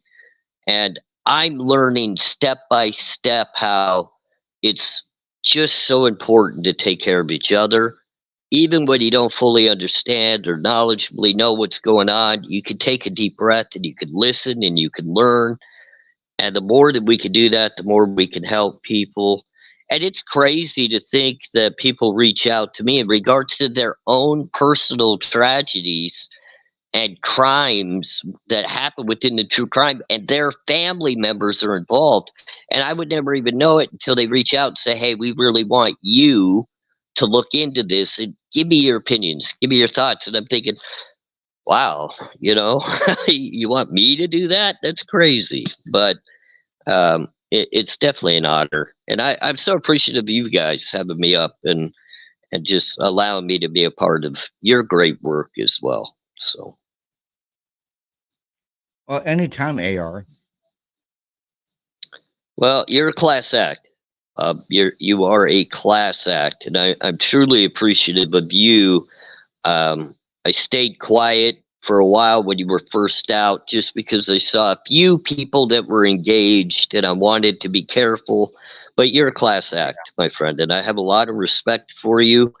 I think your voice is only going to get stronger within the community. I see you growing, and I'm excited to watch that happen. I really am. So you Well, got thank a you so great much, side. AR. That means a lot to me. You got a lot of help on your side too. Let me tell you, have Rock Chalk in your corner, and I'm not even talking about like what everybody else said, blah blah. Donate.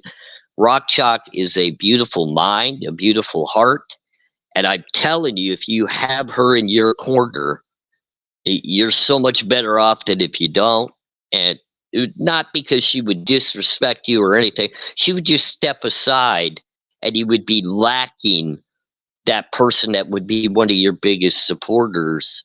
You would just have kind of a quiet spot instead. And I can see how powerful the combination of you two are. And I'm looking forward to being engaged with Swamp Rose and also with Pia. I think those are two very strong voices as well that are all a part of this very important community. And I'm just honored and excited to be around you guys. So Hey, very AR, appreciative. bringing up Pia. She said earlier in a conversation that she's gotten death threats. People has gotten her last name. They she won't She do got lives with doxxed. panels. She won't do live with panels no more. Somebody spammed their computer. Like she's having a rough time. And she said, I think somebody don't want me here. I said, I want you here. I love her content and I will back her Do I. 100% too. Well, when she was first coming out, I did a whole video about her in full out support. I've never backed up 1 minute from that. I'm not going to. I fully believe she has a very strong voice that people need to listen to. I like the combination of her and I believe it's her fiance or boyfriend. They seem like amazing people. If I catch anybody making those types of threats to anybody, I mean, I would rather them just direct them at me. I'm fine with it. I've been around it my whole life, so I don't care. Come at me. You guys are too good of a people to have to deal with the nonsense like that. Well, And I'll Pia stand is right there so, with you and take them, AR. yeah, I would she rather them is. direct that at me too. She is so kind-hearted and just such a caring and loving person. She would never say a negative thing about anybody. And that's really sad to hear that somebody would do that. Very sad, Yeah. Yeah, she said, do you you know. think people still Well, want me here? I said, I do. I think the whole community wants you here. Just keep being I true told to her I wanted yourself her and here. keep doing it. Yeah. Yeah. Rodney You just know, said Absolutely. hey, I was up all Rodney just said I was up all night, Rob. I really tried hard. Want that 911 transcript. Yeah, yeah, we ain't that, gonna get that. We're not getting yeah, that. we're not getting it. Not only You that, I know, think there's two. I think there's two. They said, Kaylee's parents said, and we'll find it tomorrow, that she called 911 that night. She saw somebody in the trees, but she said she wasn't in danger. I want that 911 call too. yeah, I would like that one too. And just kind of a last statement about Pia too. I feel as though maybe I'm gonna reach out to her where she could do lives on my channel and anybody, that does the financial depositing or anything, it would all be hers. Like I would completely 100% protect her in the sense she can use my live stream and go live and she wouldn't lose any financial ability from that or anything. I want her voice out here, but I also want it to be protected and safe. Yeah. And I guarantee you that if we did it on, my live stream or even on yours, Bob, and I'll come in, I know Rock Chalk would too, we could all moderate right here and be the Yeah. protection and allow that voice to continue speaking. Because I don't want anybody's voice to disappear, whether I agree with them or not. It's about having the diversity and the strength in voices to find the truth. Just because we may see things from a little different perspective doesn't mean that we're not all searching for the truth. And we would Yeah. all support each other. Bob, if your feelings turned out to be the exact truth, I would fully come and be so blessed to have heard them from you and thankful that you brought all that knowledge out. I would never say, well, I can't believe you got that right or whatever it might be. We're working together. And it's really, God, that's really shameful to hear that people are so disrespectful that you have to threaten somebody's life that actually fought for our country. She was in our military. Yes, She she was. stood So up was for I. our you guys stood up for our country. And to have to deal with threats is sickening. That's sickening. Yes, it is. I don't know. I mean, I get them too, guys. The convict needs to go back to prison. Oh, this, oh, that. Can't trust him. Can't this, and that's fine. You know what? That's fine. Life is going in the right direction, and you're not going to stop it. So, if we have people in here listening on the negative side and just not want to say anything face to face, that's fine. But just stay quiet and enjoy the show. Well, every creator is different. Again, every creator's different. Why be hateful? Why threaten them? Go on about your business. Don't go to her Yeah. channel, you know. Yeah. But I straight up asked her. She said, "Rock, I'm not going to do any panels no more." And I said, "Well, you feel comfortable coming to Robert?" She said, "Oh, absolutely." Yeah. So AR, we might need her to come to yours too, because And it's more than open for her. And I'll even open it up. The people that do super chats during that, they would all be for her, and I'll give her all the financial proof, receipts, everything. I don't need to earn anything from it. I would want everything to be given to her, and I'm going to support her until she feels as though that she's comfortable enough to come on back and do her own panels and feel the warmth, the compassion, and the fact that there really is no threat. Then we'll work through different avenues until she gets to that comfortability. Because nobody's coming to my channel and laying those threats towards her. It's not going to happen. So Not going to happen on my channel either. yeah. So, and I believe that, Bob. So I fully would work alongside you. And if she wants to come on your channel, I guarantee you I'll come on as a mod. I know Rockchalk would be a mod. I know you already have some mods, and I know people in this chat are not going to get, allow anything to be disrespectful towards her. So, Yeah, Rockchalk is my managing mod, so she's over Good. all the mods on my channel. well, you've made a good choice. I hope so. I'm a ninja mod too. Well, I've got a very strong mod on mine too. I have Jennifer, and I think she's a lot like you, Rockchalk, and I think that's amazing. Just the big hearts and the capability behind it. So I think you and Jen would work well together too. Oh yeah, absolutely. I stand up for everybody. I love all the creators. I really do. And except when they start attacking others, and I can't do that. I can't be a part of that. Yep. Yep. You see, like I was telling Rockchalk earlier, when we were when we were talking in Discord during the cyber sleuths. When I first started in the true crime community, I was a newbie, and I used to talk all the time about Demetrius and Emma Bailey. And if you notice, I don't talk about them very much anymore, because it was my second month into the true crime community. I was walking out. I was walking out of my house. I was going to my car.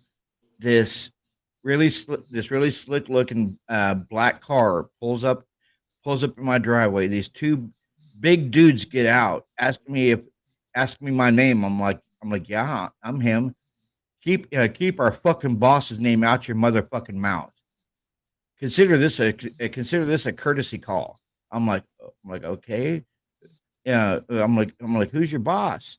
You know who he is. You keep running your mouth about him. I'm like, okay. And they're like, if we have to come back, it won't be a peaceful visit when we come back. And they got in their cars and drove away. And to this day, I have not mentioned his name barely on my channel anymore. Yeah, I mean it's just sad that our country's got to the point that instead of just, if you disagree, walking away and leaving it alone, now we got people that want to threaten other people. And the sad thing about that is you never know whether they could possibly do something or not. I typically say the ones that make threats are cowards, but then nowadays you just never know with, everything that happens with weapons and just people making bad decisions. But definitely protect yourself, Bob. And I think that communication between all of us could help as well. If you feel as though there's a threat and you could possibly let me know, then I could take that information and let Pia know, and we could all be on the same page, and we can come together to work together to be a little more protective of each other.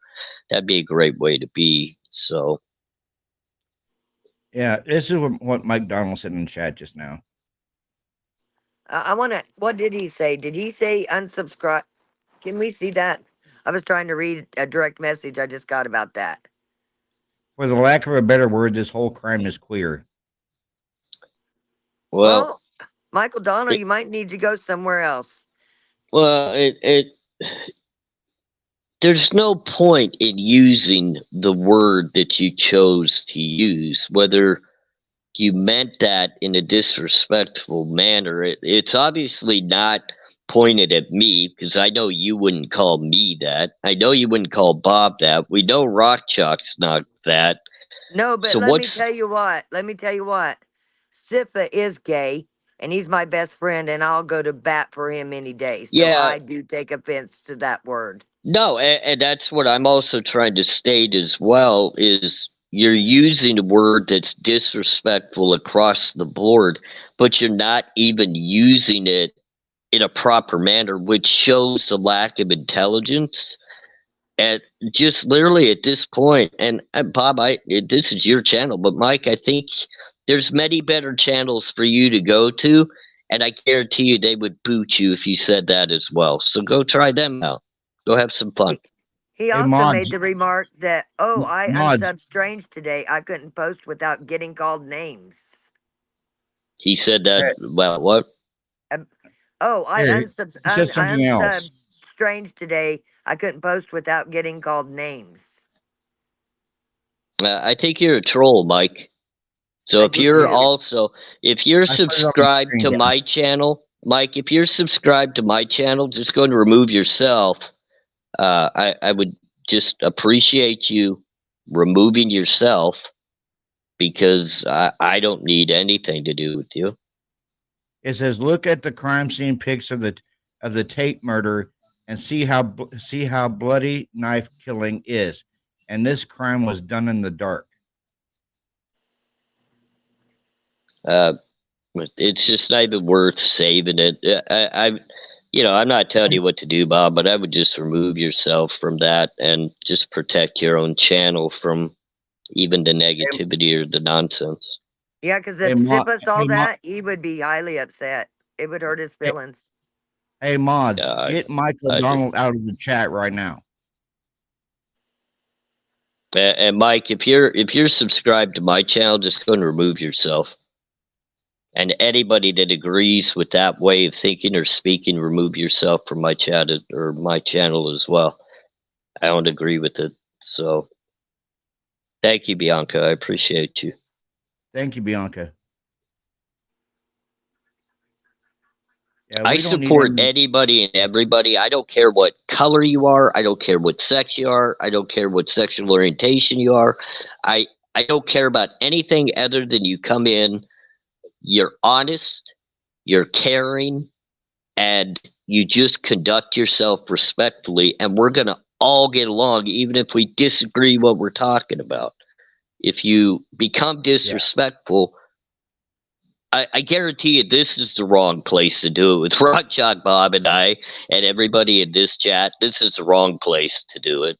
It's just not the right place. But we care about everybody. And so everybody in chat, just know we all love you. We care about you. We're appreciative of you. If you guys have any issues, reach out to one of us. We're always going to have your back, and we appreciate you. So Yeah, and please be careful with the words you use. I mean, surely you don't walk around town talking that way. Why would you come into a chat talking that way? yeah, he was trying to stir something up, and then he backtracked from it, and it's just worthless. We don't need that. I'm glad that you made the decision you did, Bob, and I support you fully in that. So Me too. It would have really upset with Sipa. I'll just say that. It would have upset him. And I'll tell you what, Bob, when it comes to subscribers, and you're growing quickly, and it's awesome to see. And I did the same thing. I got a lot of, subscribers, and I grew quickly, but I learned something very key. If somebody doesn't fit your way and your channel, it's okay to lose that subscriber. Just remove them, because you're going to lessen the issues that you have within your own community, and you could stay on track to what you believe and want to be without anybody questioning or getting on you. You'll replace that subscriber. I guarantee it. And typically the people like that, they're not the subscribers you want anyway. And look, we are monetized. We do make money from this. And just know, a bad subscriber with negativity and disrespect will cost you a quarter almost every single time they come into your chat, where Yeah. if you had good subs at a less amount, you make more than that quarter. So get rid of the bad ones. It's okay to Yeah. get rid of them. Never That's what hesitate. Nevada cops said he talks like that in every chat. And talking about Mike Donald. I have no idea who it even was. I have no idea. So hopefully he's never been in my chat because I don't even know I've who he never is. seen him. I've never seen him act like that. I would have said something, believe me. Yeah. Yeah, I no idea who that was. So it's just better to be gone. And now you've got the nice chat happening. You got I want to say hi to Marietta. She's so amazing. She's probably one of my biggest and best fans. And I'm so appreciative of her, Bianca K. You have so many good people intertwined in your channel. I can't even name them all, but they're all amazing. I'm looking at the names, and you've got a damn good crowd, Bob. A damn good crowd. Thank you so much.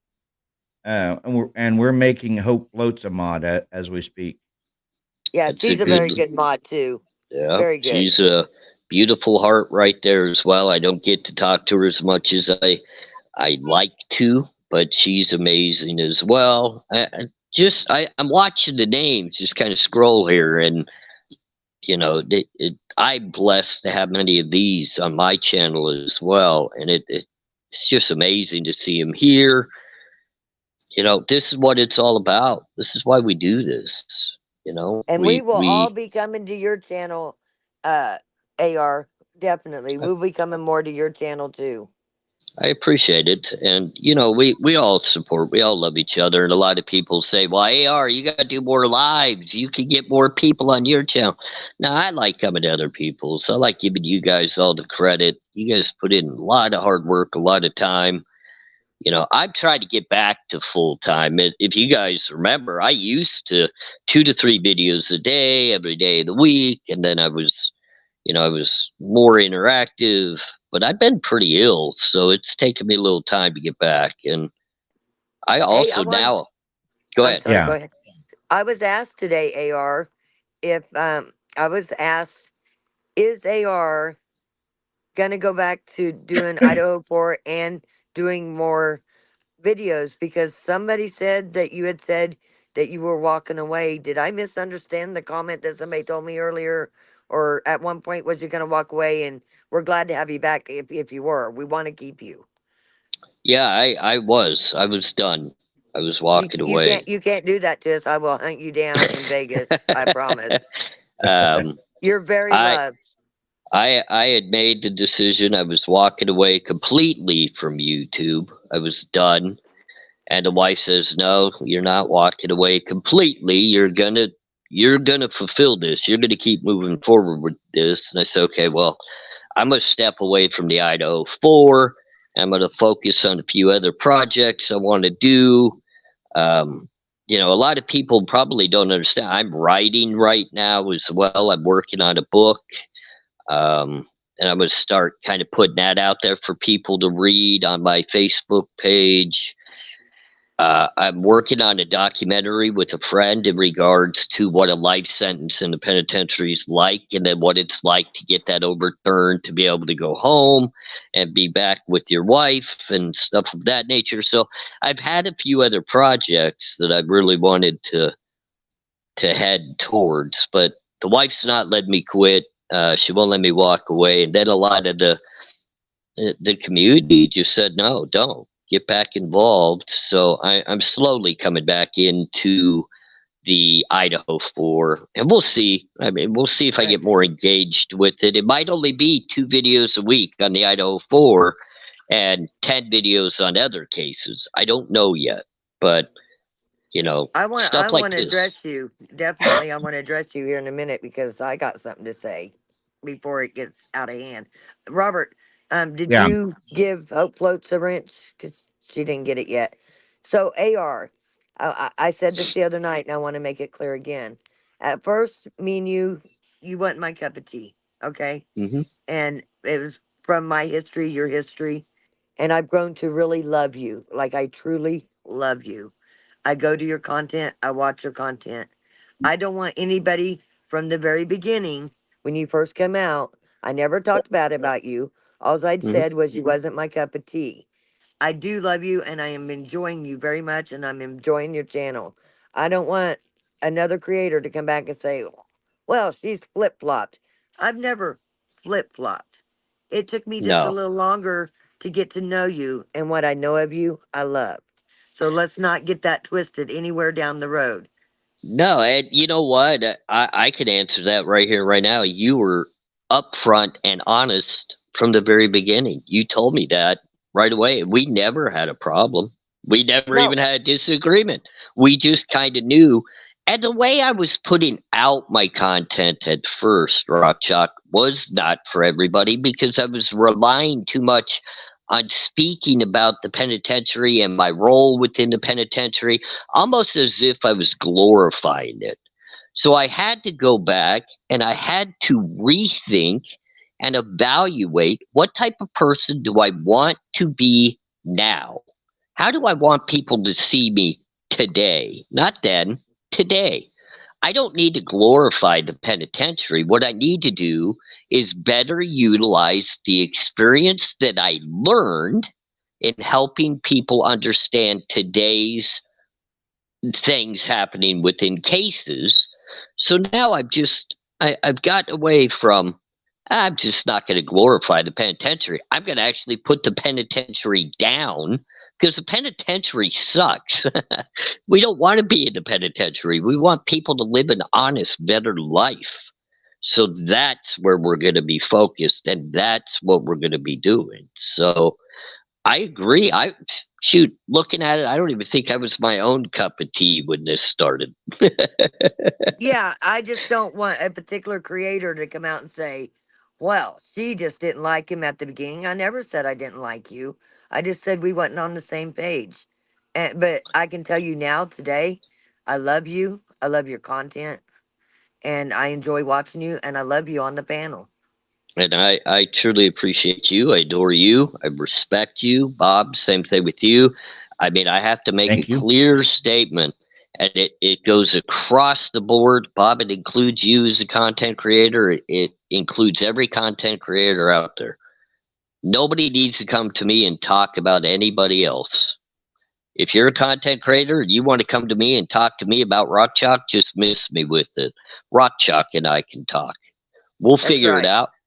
I don't need to hear anything from anybody else. And if somebody wants to come at me and say something like that, I will not hear it. I don't care. I Because just Rock wanted Chalk, to I clear know. it up. Yeah, I Yeah. wanted to clear it No. up with all this drama that's going on. I've never not liked you, okay?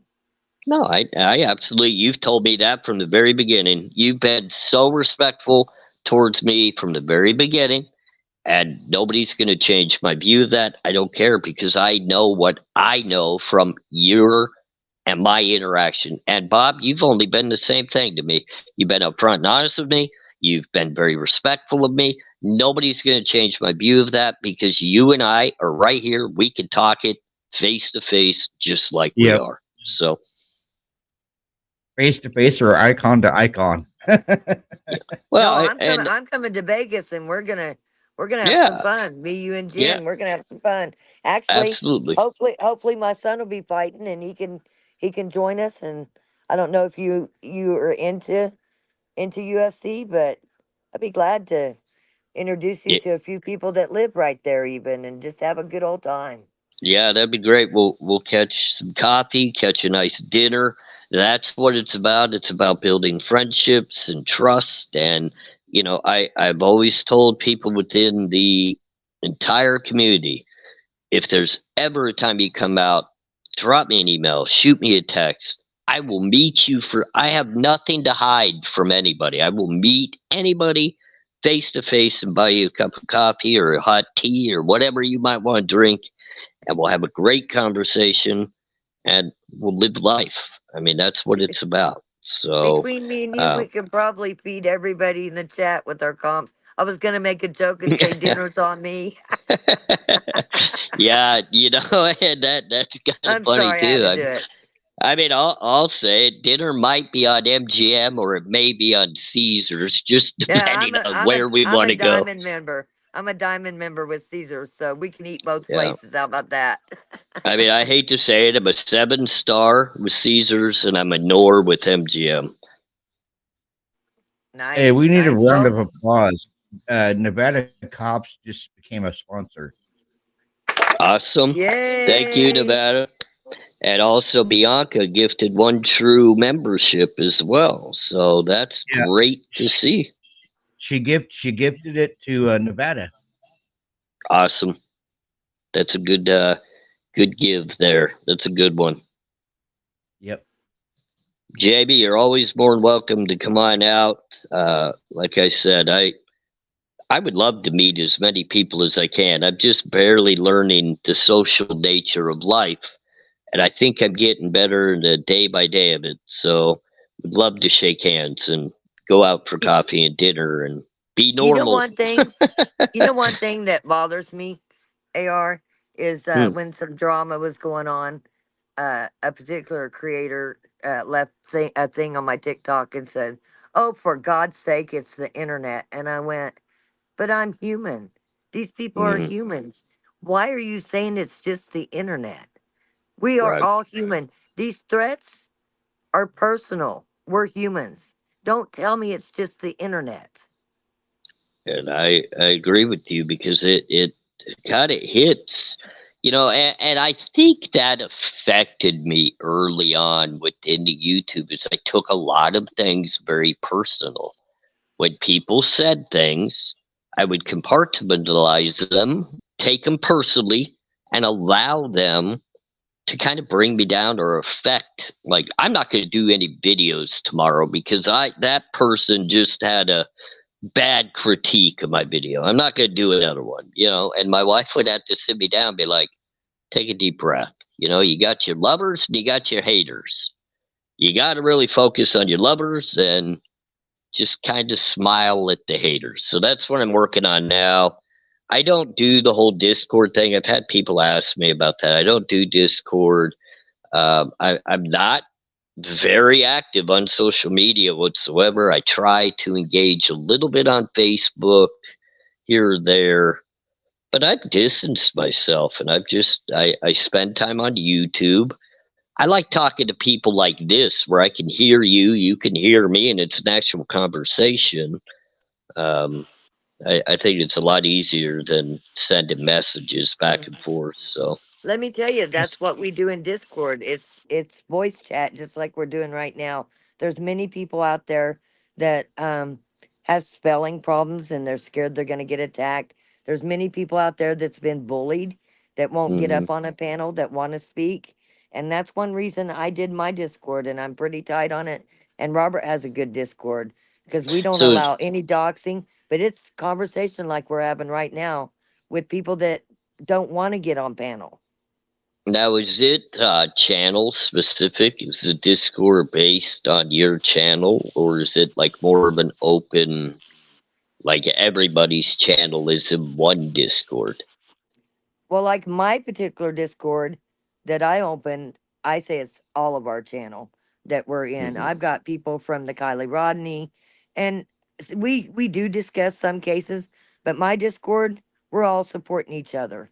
Like there's Mhm. many people out there that will tune in to a live, and that might be the only conversation they have all day. Whereas in Right. in the Discord, there's usually somebody always in there that they can actually talk to. I tell everybody, I'm not licensed, I'm not a doctor, but I can sure be your friend and I can sure listen. Well, maybe I'll look into it. If you guys, Bob and you, Rock Chalk, are willing to give me a little bit of guidance and knowledge in regards to the Discord, then maybe I'll figure out how to get on it myself because I do Yeah. like to interact and talk with people. Well, we've been dropping our link in the chat We've been dropping the link to Robert's Discord. Sipa is a Discord king. He runs like 38. Like, he's awesome. But you could always, you got to make a Discord. For one, it's real easy to do. And then we can drop the link tomorrow night, and you can join it and see what it's like. And then if you want to stay, you can. Or if you want to have your own, we could help you with that. I mean, Okay. SIPA is very giving, and it's a safe space. You wouldn't have to, actually, for you, it'd be really good, especially with, there's several in here that has family members in the penitentiary. There's several Mhm. in here that has lost their children while they were addicts. Like, I really think you could strive that way. And you are so knowledgeable, even with the prison system, that in your Discord, you could help these people that are not allowed to see their brother or their child right now. You could help them, is what I'm saying. I think it'd be beneficial. But come try out Roberts first, see what you like, and if you like it, I guarantee you we could get you hooked up real easy. I know a guy. I know a All guy. right. Well, maybe what I'll do is I'll engage a little bit in your guys' channels and see how it goes before I Yeah. ever kind of figure mine. I mean, that's what I do outside of YouTube, and I haven't really gotten into many, like breaking it and discussing it, but I work with families that have individuals within the penitentiary to help them get the resources they need to make it through that sentence that they're facing, whether it be even outside personal counseling for the family members, or how do you put money on someone's books, or so I've tried to be. I'm not a counselor, like you said. I'm not a doctor. I'm none of that, but I'm experienced in it, and I can help guide them. And I never ask for any type of financial means or anything of that nature. So it helps people overcome a very difficult situation. I would like to strive to even do more of that. So, Yeah, like Hope Float said, her kids locked up. Like, I really mhm. think that might be your niche. Honestly, that might be your calling. And we got a lot of people, a lot, that have that situation. Yeah, it's Eric sad in our Pascal country right said, now. "Thanks for showing those videos in Discord today, Robert and Rock Chalk." You're very welcome. And the other thing, AR, there's no doxing allowed, and Mhm. you only get one warning about screenshots. Listen, if you make a screenshot in the Discord, we know. And Right. there's no warnings. Anybody makes a screenshot that's not approved, you're not even going to get asked to leave. You're going to get booted. Because I was doxxed in a Discord, and we will not allow that. And we've got extremely good security. There's That's nothing that good. can happen that SIPA don't see. I promise you that. Well, And it's we always have an good to Idaho have that 4 case. security. Yeah, we have an Idaho 4 case discussion room in there, and Nina Kelly has been dropping like tons of evidence like no one has seen yet, like pictures of Mhm. Kaylee and Maddie no one has seen. Mhm. On the yacht. Yeah, like there was pictures of them. Yeah, of them on the yacht with Mhm. standing next to that blonde lady. I don't know who the blonde lady is. Neither does Rock Chalk. There's like news articles and just, like over 500 pieces of never before seen evidence that Nina Kelly has dropped in that room. Got you. Yeah. Yeah. It'd be interesting for sure. Definitely interesting. So. Marita says, not quite understand why is Discord safer than here. I'm not saying it's safer than here, but there's plenty of people that don't want to type and they want their voices heard. And in Discord, they can actually speak like we are speaking on the panel. There's plenty in the chat that there's no way they would ever get on a panel, and I don't blame them. You know, us on the panel, you know, we can be screenshotted up here. We're going to be screen taped. Who knows? We might end up on some stupid video. But I personally don't care. But to some that's in the chat, it would break them. It would break them hard. And that's why the Discord is so much better. Yeah, anything that allots for actual protection where people that normally are a little more hesitant to use their voice, I still want to be able to hear those people. So it'd be great to have a place that is protected where those that are typically quieter can bring that voice out. I mean, it's kind of like the Pia situation. We don't need anybody being threatened. We don't need any of the extra nonsense. We need the knowledge coming from people that are typically quiet because they're afraid to use that voice. So I'm a big supporter of you guys. Yeah. If that's the Yeah. case, and that's how it works, and I'm Mhm. gonna dive in. I'm gonna jump on Yeah. over. I'm gonna see how it works with you guys Yeah. and see if I'll I tell can you something engage. else. I'll tell you something else. Also, there's people that won't speak up, but they'll speak up in the back chat. It's kind of like our chat here, but it's in the back chat, and you can Hmm. answer them by voice. And that seems a lot of people really like that too. I bet. Yeah. I mean, I could see how it would be really beneficial, and I'll definitely rely on you guys to teach me a little bit, how to do it, and then obviously I can learn. I can learn. I just think you Jamie, could help so much. Sweet Surrender says I don't do panels. Katie, and I Katie tried. understand. Yeah. Katie Yeah, tried. She I got doxxed. She did. I love. Katie's one that got doxxed on the panel. Yeah, I love Katie. I think she's an amazing gal. I'm a big fan of hers. I did see what happened, and that really disappointed me. And I can understand why people don't want to do panels. There's some channels, I'll tell you right now, I will not do a panel. I will not get on their lives. I will not get, I'm done with it. I'm just over the disrespect. I'm over the nonsense. I've moved on. It is what it is. This is one of the places I feel comfortable coming, and there's one or two others that I would frequent if I can get there. I will. I don't make it there that often, but so just kind of let you know, Robert, Ed, and Rochuk, this is one I frequent the most, and this is probably coming down to one of the only ones I'll get on panel with. So I appreciate that. I appreciate. We Thank you love so much, having you. AR. Yeah, I've enjoyed you a So lot. And I've come I closer to you since you've been on the panels. I believe we built a very nice relationship, and I think it's only going to get stronger, Rochuk. I really do. Absolutely. I got your 6. Absolutely. And So do I. I'm always, I'm always there for you guys. Any way I can be, you guys know how to reach me, and I have both your emails. I'm going to shoot you both on my cell phone. That way you guys can reach me via cell phone. Sometimes it's easier just a text message. We all live by our phones, I think. So, I mean, it's like it's in my hand. Send me a message. My wife says it's glued to my face 24/7. So I'm Well, sure the it one will be thing you easy. can do, the one thing with Discord, you wouldn't have just random people calling you. In Discord, we could set up a room for you for voice chat, and you pick maybe once or twice a week. Discord don't cost any money. Pick once or Mhm. twice a week and have like an open platform where they come in and ask you questions. And if you feel like doing that and that's something you like to do, there's a lot of people that would take you up on that. And you wouldn't have to Well, do it separately by texts and stuff because many of them are in the same position. right.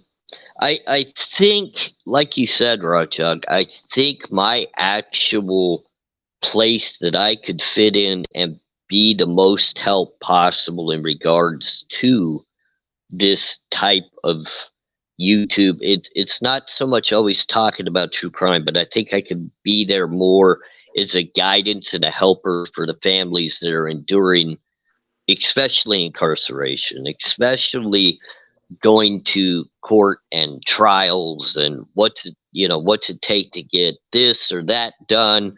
Just like I was able to get Kara moved directly out of that penitentiary back to a better program because I knew what buttons to push to get that done, where a lot of people, a lot of families can't get those answers unless they want to spend $10,000 to $15,000 to get some sort of lawyer to handle it for me. You don't need a lawyer. You just have to know what to say and who to say it to, and things can get done. So hopefully I can do more good in that realm of helping people.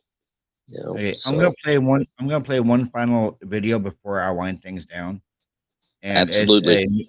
It's a new one by Neeks Peaks. So, mods, if you would please drop Neeks Peaks link in the chat.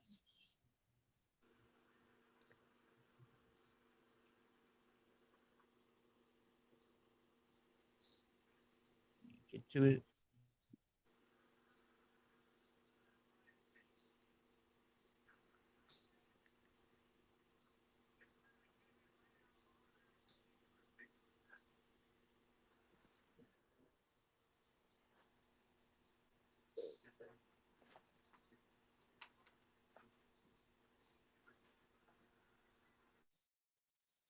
And this is her brand new one. It was 6 hours ago.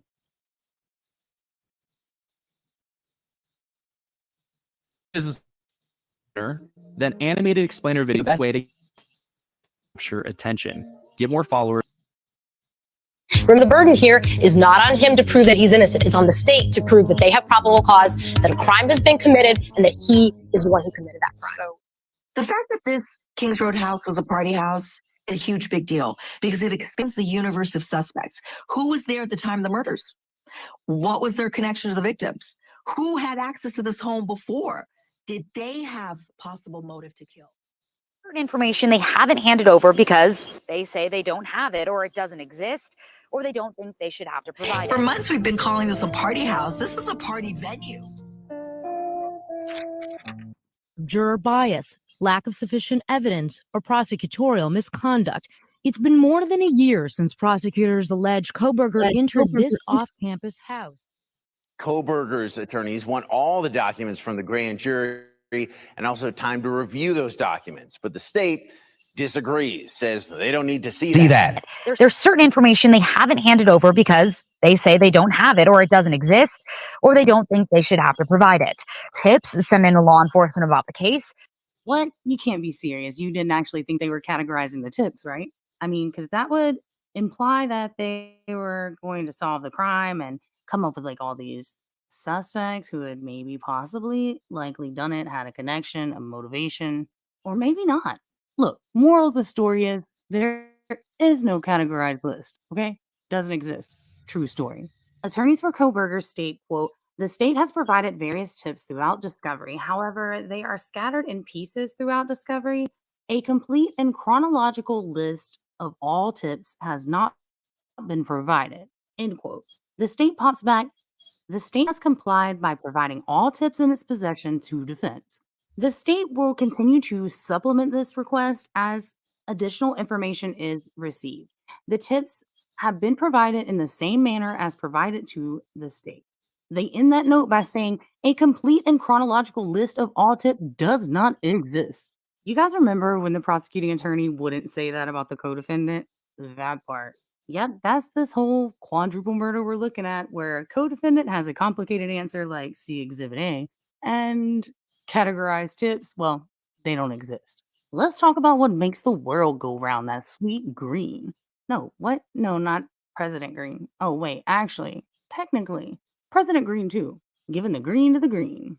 Isn't it a president's dream to have legislation throw out another million aside from the governor's emergency funds that were gifted to investigators assigned to the Moscow murders? Not that million, another million. That million came from the emergency funds. This one came straight from the general funds by a request from the governor and a pretty short note that says nothing about the roundabout number that is 1 million exactly, and why the hell the university wants to be reimbursed for this. I mean, okay, everybody likes a little reimbursement, right? But all right, guys, there's been this whole big buzz surrounding this ambitious $550 million bid to acquire the University of Phoenix. The narrative takes an unexpected turn, though, when they're like, yo, can we get that million back? The feds even hit up the university and was like, yo, abort mission. The United States was like, hey, we're going to send you this inquiry, right? Because what you're proposing is probably going to have us having to bail out the University of Phoenix, which used to be a for-profit college. And we don't bail out for-profit colleges. But guess what? University of Idaho to the rescue. They're going to buy University of Phoenix under the umbrella of its no-profit status. Now, what does this do? This eliminates all of the risk for University of Idaho for this plan to fail. And puts it all on the back of the federal government. And they weren't messing around either. They wanted specific plans like, hey, this college is failing in multiple ways. What do you guys do like different than they do that's going to make you succeed at this where they failed? And University of Idaho was just like, yeah, we got this. No worries. It ain't on us anyway. Joke's on you. We're going to add to this controversy. When the University of Idaho requested access to the state's general funds for a $1 million reimbursement, this request came in light of the hefty fees incurred during the merger process, adding to the financial strain already present from the $1 million the governor had allocated from emergency funds pertaining to the murder. These funds were designated to support law enforcement agencies in their investigation of this high-profile murder case. So aside from that million, the university was asking for another million. Bill 222 would come from the state's general fund. There are many expenses incurred in something like that we never think about every day in terms of how a university deals with that. There were, of course, tremendous security issues, counseling issues that came along. Psychobiotics are a new class of probiotic bacteria with a unique superpower. Roughly 90. While 56 state representatives voted for this bill, 14 voted against it, and most of them are from North Idaho, a region 3 of the 4 stabbing victims and their families are from, and the region where the University of Idaho sits. And the governor was cool with this. He recommended that they pass legislation allowing University of Idaho to be reimbursed that clean $1 million. Now, the House got together and voted on that, and it was basically a majority yes. They got like 40-something yes and like 10 no's. So out of the 10 no's, only 2 came forward to the public to communicate why exactly they wouldn't approve that bill. Representative Sage Dixon provided insight into this decision, and they had voted against the bill, highlighting 2 primary concerns. Firstly, they pointed out the lack of clarity or missed explanation regarding the specific uses of the allocated $1 million, emphasizing the importance of understanding the purpose behind this huge amount of money. Dixon expressed reservations about the process of simply transferring that amount of funds to the Board of Education for the university's benefit without a clear justification. Secondly, the concern about the potential for setting a problematic precedent. Dixon stated a fear of approving this allocation and it leading to expectations from other public institutions or other requests for similar support following traumatic events, potentially leading to an indiscriminate funding practice. He referred to Davy Crockett's famous speech, "Not yours to give," invoking the principle of a careful stewardship of public funds and the importance of justifying the allocation.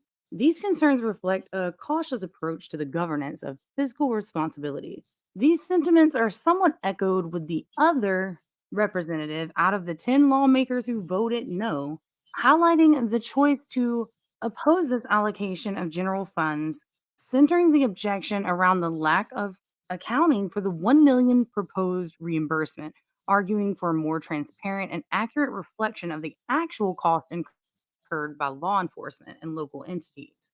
What do you guys think so far? Go for it, I Roxanne. love Nick Speaks. I do. I like Nick Speaks. Yeah, she does amazing work for sure. Very intelligent young lady, that's for sure. Yeah, I think this whole U of I purchasing and University of Phoenix is just a money laundering front. Because if they're going to turn a for-profit college into a nonprofit college, just imagine how much money they could launder through the University of Phoenix. Yeah, and I mean it's so shady across the board. I mean, at the end of the day, what in the hell is going on in Idaho? Just everything about Idaho is coming across as shady now. So I mean, we could probably talk for the next 100 days just about the shadiness of transactions and people, and it just it's crazy. It's just very, very crazy. So What does it mean? I don't mean to interrupt you guys. I see where it says Stream Elements became a sponsor. What's that mean? It's just a Oh, bot. I have, yeah, I have Stream Elements, and yeah, and anyone that becomes a sponsor or a subscriber, Stream Elements will let you know who the new sponsor or subscriber is. Oh, I got you. What's the difference between Stream Elements and StreamYard? Okay, Stream Elements basically is like your analytics for StreamYard. You can link your StreamYard to Stream Elements, and it'll tell you your analytics for your live and stuff like that. If you have any like peak viewers or returning viewers, and it's really a handy tool to have when you have StreamYard. And it's Sounds free like to it's sign up. above. Yeah, it sounds like it's above my head, but it might be good for Jen. Yeah, and it's completely free to sign up for Stream Elements. I'll have to look into that. We'll talk about that maybe. I didn't mean to interrupt you. I apologize about that. Maybe you can help guide me with that too. So we'll talk about that another time. This stance underscores the demand because authorizing the use of public funds is no small sentiment, right? The University of Idaho apparently gets to be special, and this House bill is passed and it goes on to the Senate and it passes them. Scott Green went up in there straight hustling and got his meal. No big deal. Now let's talk about the receipt for the meal. So they pass the bill and tell Scott Green, you send us that financial report ASAP, okay? And he sends this back and states that in the wake of this tragic crime that has claimed the lives of these university students, that it's taken significant steps, it being the university, to enhance security to support community during this difficult time. And thanks to Governor Brad Little's recommendation to the Idaho legislation appropriation of $1 million, the university has been able to implement crucial security measures. This funding, along with the swift, dedicated response and the Idaho State Police, has been instrumental in maintaining campus safety, says Green. But wait, back up. In this university's report of how this million is appropriated, it outlines all of these security responses, and they overlap, and Jesus, they are inflated as hell.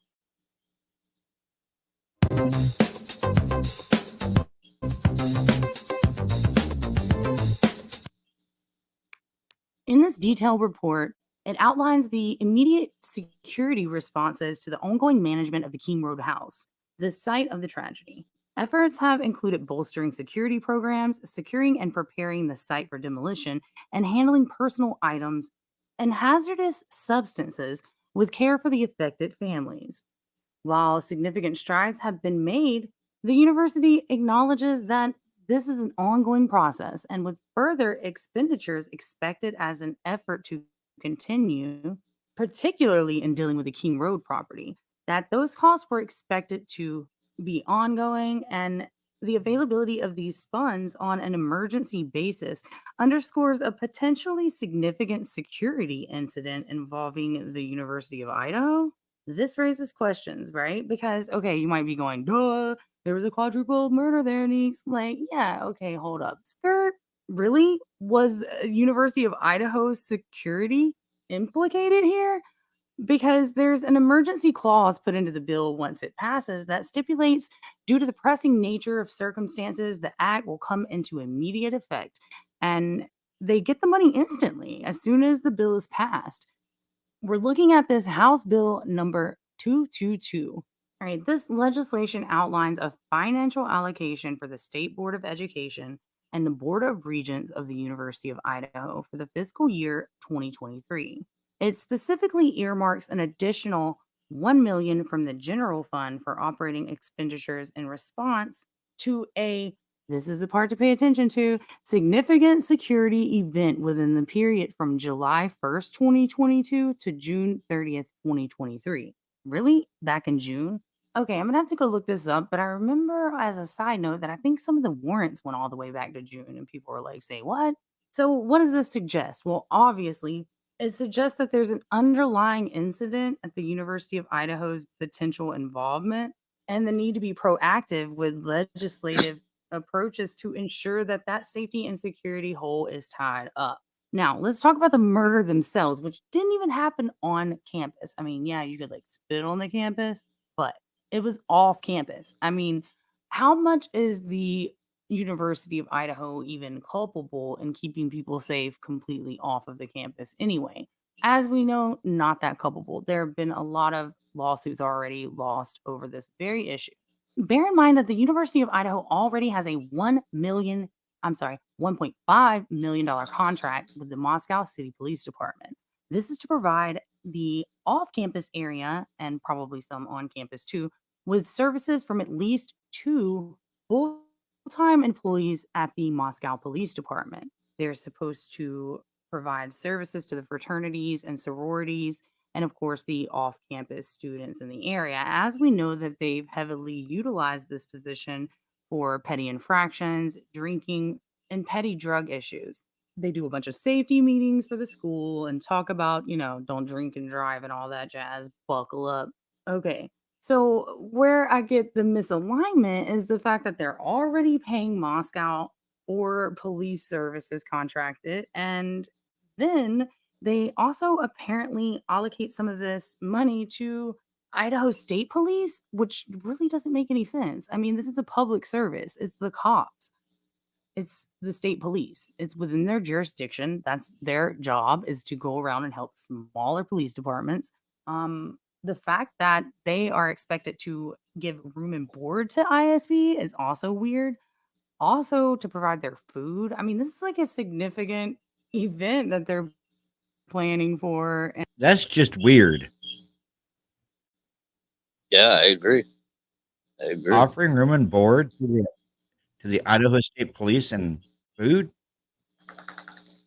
What the fuck? Yeah, that's kind of a new one. That I had heard the rumor about that, but that's new that it's actually being spoken upon in a way that now it makes more sense to me of what's being said, and that's very unusual.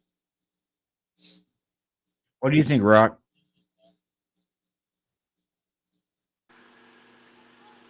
I agree. Yeah, I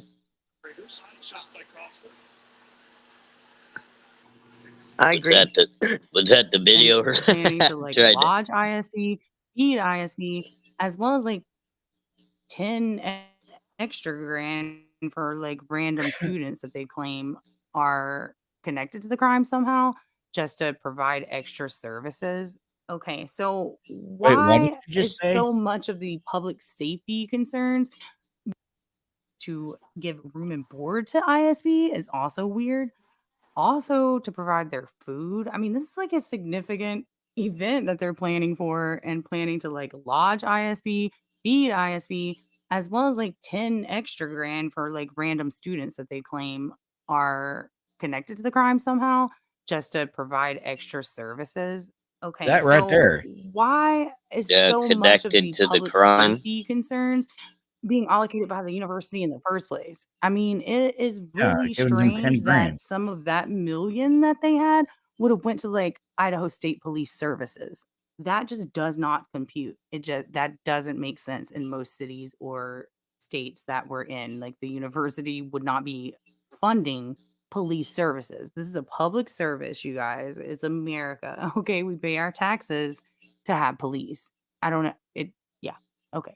And I mean, that 1.5 million is doing a great amount of good, right? So the cops could be like, you guys couple up now, go in pairs, be safe. And then here are the 4 victims of this crime who were all If you look at it right there, Vigil, $7,394. Security technology, $28,963. Student lodging and meals, $8,199. Counseling and crisis support, $3,000. King Road House, $97,998.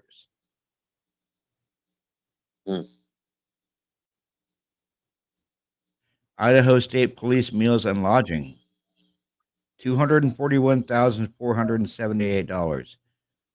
Third party security, $267,000. UI increase in security, 206,000. Consultants comprehensive campus physical security review and plan, 126,000. Consultants comprehensive security policy review plan, 198,000. Crisis media consultants, 31,000. They're definitely sounds stocking up the money. It sounds like they're basically just charging the state for everything that they went through on the for the on the murder, because the vigil, which was after the murder, was $7,000, Right. and then the King Roadhouse, which was 97,000, was that to demolish it? They paid $97,000 to get it demolished. What do you think, Brock? Right?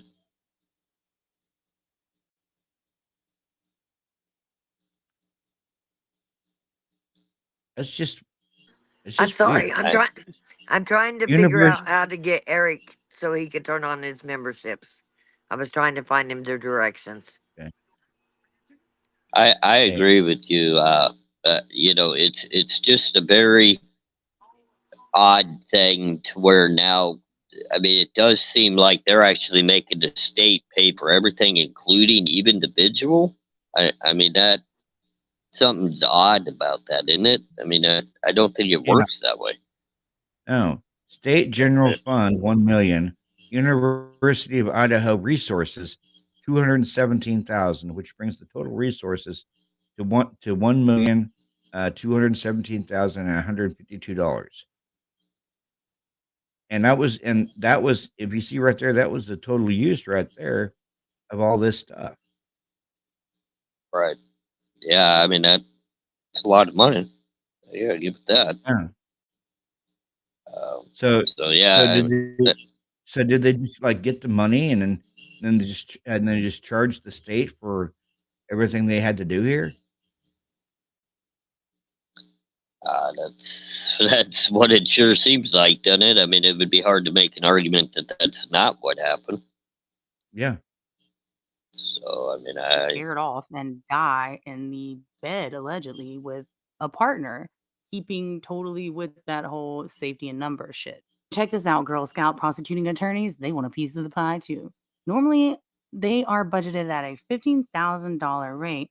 So Bill Thompson is specifically asking for that amount to go from 15 G's to 135. He met with the county commissioners and discussed the budget, and he states it's not going to be cheap, acknowledging that the request is quite significant. He said that his office is trying to keep within the projected budget, but at the same time, he can't make any promises. Among the anticipated expenses that Thompson cites is witness travel fees, transcript fees, exhibit display expenses, and postage fees, as well as travel associated with the case development, expert witnesses, and other associated trial expenses. Okay, so expert witnesses is definitely a large portion of where defense funds are going to go, because defense has a position to take, and that is directly to contradict police.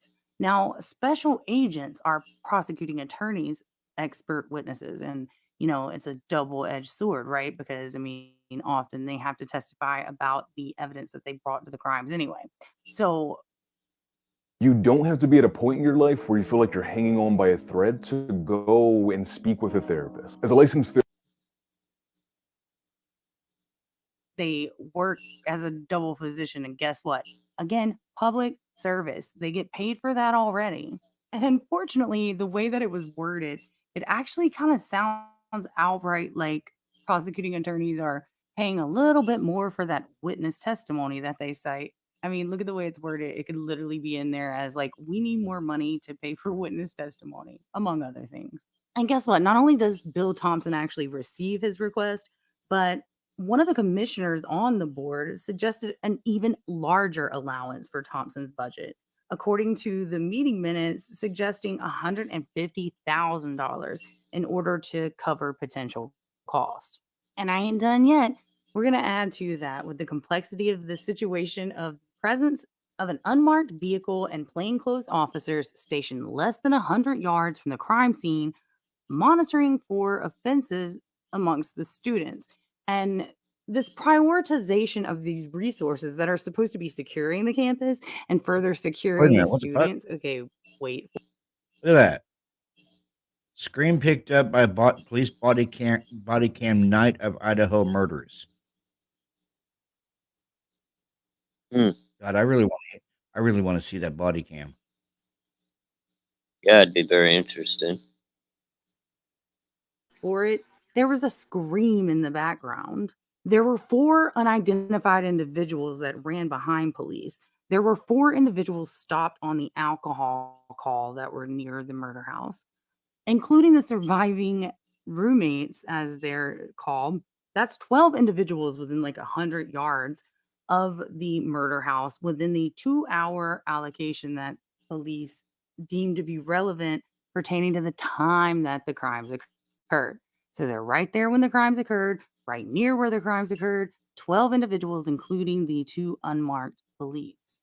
Okay, so all of that money, that $1 million, University of Idaho and their ridiculously inflated list of what they're going to do with this money includes so many double justifications, like cops on cops on cops.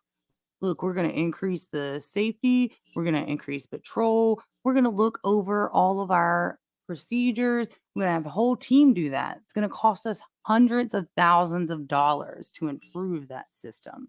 Okay, so to improve the system, theoretically, to get like some safety near students while something like this might be a possibility to occur. Does that make sense? So yeah, what the hell? They're gonna add more police, because that helped, didn't it? It helped out so much because they totally pay attention to screams, or do they just say, oh, that was all the way over there, right? That part. And then, media will help them out and convince everyone that it was just a tire squealing, or was it a scream? Where was the dog? How about that glove? So much to be concerned about. But adding more of these useless undercovers, not even undercovers, but unmarked, okay? They're not even marked for help. They're not even marked as agents of public safety. So had one of the victims ran away, considering that they might actually have been running from a white car suspect vehicle 1, which was white and looked much like the car that was unmarked, with the dudes clad in black that were, there to help the students, but not the murder victims, obviously. Okay, and then there were like 15 ISP officers that came down there to help, and their budget for food was like $250,000. Like, where the hell are they staying at? Apparently, they're lodging at the Ritz and eating steak and potatoes. You know what they need? They don't need more unmarked police. They don't need more people harassing the girls. They knew about a JBL speaker that was in the back of the house, so they know this property well. They've harassed the victims on multiple occasions and stood out nearby during the time when they were needed the most. So, what are all these funds for again? Someone help me out. As confusing as the murders get, I need some help with this one. I mean, okay, consultants, comprehensive campus physical security review and plan, 126 grand, and that rhymes, because I am the man. All right, so comprehensive security policy review and plan, 200,000. We're gonna pay $200,000 for some people to sit down and read our policies and procedures and recommend updates. Pretty exciting story. Crisis media consultants, 31 G's.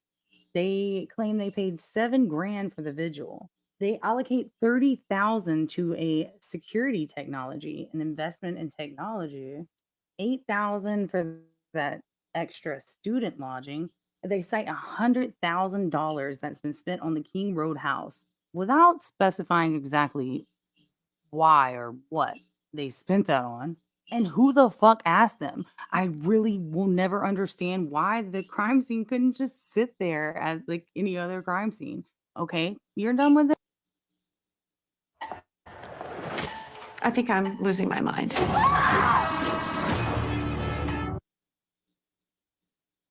defense? Cool. You're done, prosecutor? Cool. All right, bet. We're done with it. It's just a house then. Why they needed to spend $100,000 on it, I don't know. They also cite moving the victim's property and storage for that property. Do that. Moscow's got this whole woe is them martyrdom thing too. They're like, because we spend so much time correcting rumors. Who the hell asked the police department to police social media rumors?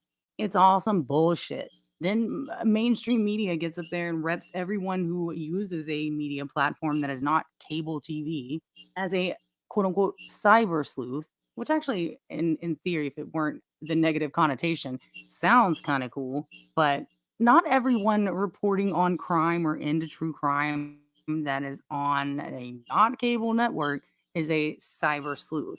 There are actually lots of different positions to take and lots of different ways to come at particular content. Some people are personalities, some people are storytellers, some people are analysts who get their kicks from viewers saying, hey, cool theory. I really like bouncing all over the place with you and exploring the different theories. And guess what, Neeks? I didn't know that it was my constitutional right to do X. I didn't know it was my constitutional right to do B.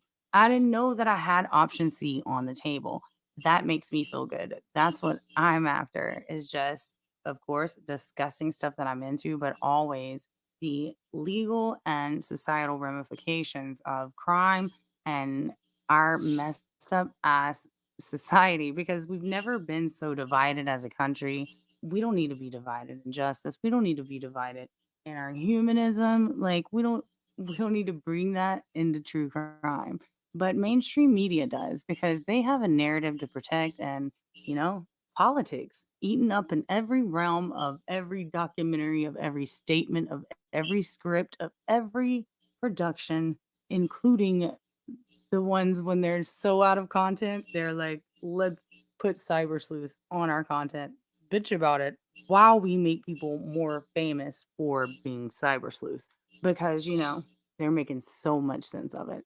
And a little cherry on top before I'm done bitching, they have conveyed that this is the most complicated crime.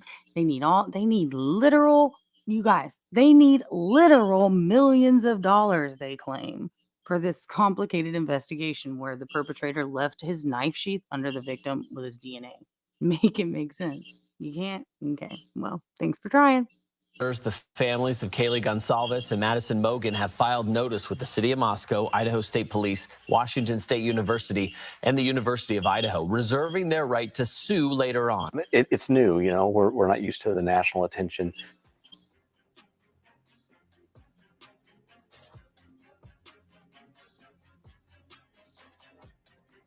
At the residence tomorrow. Yeah, tomorrow, me and my command team and other individuals will be going in to box up personal belongings. Governor Little for the early promise of financial support that enabled the university to secure our campus and focus on helping our students and our employees in the wake of the crimes. We also appreciate the Idaho State Police and the highly visible security presence that brought comfort and calm to a community shocked and confused by the senseless crimes. We can thoughtfully and purposefully carry their legacy forward in the work that we do. Our students come first, and that was proven each and every day of this investigation. We are committed to safely delivering the college town atmosphere, campus experience, and high-touch quality education for which the University of Idaho is known. With time, we will heal. We will move forward together, and we will remain Vandal strong. What do we guys think? Definitely interesting. I mean, what's kind of your thoughts on it, Bob? Sports UFC 5 now play as the beloved I hear UFC in the background. Yeah, big UFC person. I didn't pay $80 not to watch, so I'm doing both. Sorry. Hey, no problem. See, the way I see it, there's a lot of hidden stuff going on, especially with Scott Green and the University of Idaho. Why would you ask for $1 million, and with your budget being $270 some odd $1,000? and then charge the state for all that stuff, even the vigil for the fallen students. I don't get that. Yeah, I mean, like I said, I've just gotten to the point. It's even hard to understand anything about anything going on. You try to dissect it, you try to think about it, you try to figure it out, and then you figure at the end of the day, you're just a little more baffled and confused than you were when you started thinking about it. Yeah, well, see, the way I see it, we were getting a lot more good, good coverage and good data before this stupid gag order came into being. Is as soon as that gag order was slammed down, everything after that has been half truths and misnomers, and you got to watch a video just to make sure you catch like Chief Fry or whoever it is slipping up during the press conference. That way you can go back and say, aha, like a gotcha moment. Mhm. Yeah, he was a mumbling, bumbling fool. Like, I knew from the very get-go. When I first started watching the televised press conferences, I would literally have to go back and then rewatch him again and watch him again. And I always came to the same conclusion. Why are you lying? Why are you lying? Why are you just putting out bogus info? And then, I mean, you start dissecting it when they're looking for a certain type of car. Robert, you and I both know they put out video of that car so that people can directly see the vehicle they're looking for. They didn't do that. They put out a stock photo of some different type of car. Well, that does you nothing. Yeah. You know, I mean, just everything from the very get-go, and you could tell they were nervous to talk, and that's all because they were lying. They were absolutely lying. And now, with the gag order in place, they don't even have to lie anymore. They just don't talk because now they're not allowed to. So what do you do at this point other than we fumble around and we try to make sense out of the little pieces that we think that we actually know? But at the end of the day, watch, we're going to come back to that. And in the future, we're going to look at what we thought we knew and we were projecting as these are the facts that we do know that are leading us to believe this, this, and this. At the end of the day, we're going to come back and be pissed off and say, well, none of that shit was true. None of that was true. Then what are we going to do? Yes. You know what I mean? Yeah. And I think, AR, I think you're right. I think one of these days, Steve is going to get so fed up, he's going to say, fuck it, I'm going on TV. Because just like that one interview he did with Lawrence Jones out there in front of the police department. He asked the police, "Is it okay if I tell them this?" And the police was like, "No, no, no, no, no! Don't tell them anything. Don't tell them anything." And I think that's starting to eat at Steve because, like you said in that one video, he has seen stuff the police hasn't seen. He has seen evidence, and they keep telling you, calm down, calm down. You're an aggressive father. Calm down. Yeah. And I think Steve's getting to the point where he's about ready to fucking snap. Right. Right. Now the question, and you know, I was working on some content on this that you have to ask yourself at the end of the day, and it's very important. Steve and his wife Christy both made very strong statements in the beginning that law enforcement was not talking with them. They were not giving them information. They were not discussing it other than to hear their discussion. So with this info, every time that they go do a sit-down interview or they discuss something, is that coming from their own private investigator that's trying to put together pieces outside of the actual investigation? Or is that something that maybe, you know, the investigators do give them bits and pieces of? My thought process is I don't feel as though law enforcement or the prosecution has given up anything. And I believe what we hear in the discussions that Steve has with the bigger media, people, it's coming from their own investigator. Yeah, because like Steve said in that one interview, he's come out and people has approached him, and I'm wondering if he doesn't have a team of PIs, like maybe 2 or 3, that's helping him out and find the truth, where the police is just like closed mouth on him. Because apparently, from what I heard, that gag order that they came down with is also affecting the families. I'm not sure that I heard that. I'm not sure that's true or not. But even Shannon Gray got slapped with the gag order. Right.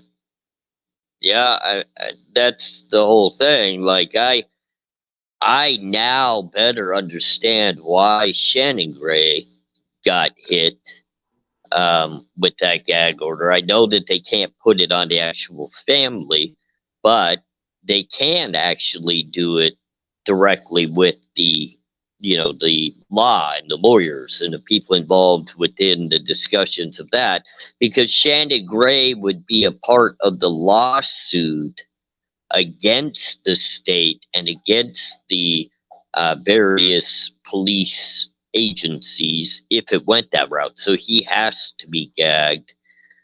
It's just so hard to fully dissect what information is valid, what's not. Like when Steve and Christy sat down not long ago talking about the trash can out of the bedroom not even being sorted through, and they talked about the little applesauce thing that was within that.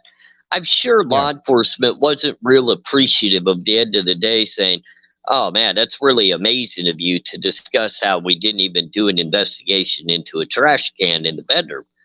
But it's very important to show the lack of actual committal to the crime scene investigation that happened. I mean, we all saw the trash on the back patio, and nobody went through that. Nobody went through that trash. We know that for a fact. So it doesn't surprise me that the family can come out and make statements that there were other parts of the home that just were not investigated. So people should be really scared about how, even from the very beginning of an investigation, now they're cutting corners. So how that's going to relate moving forward in everyday, investigation of anything.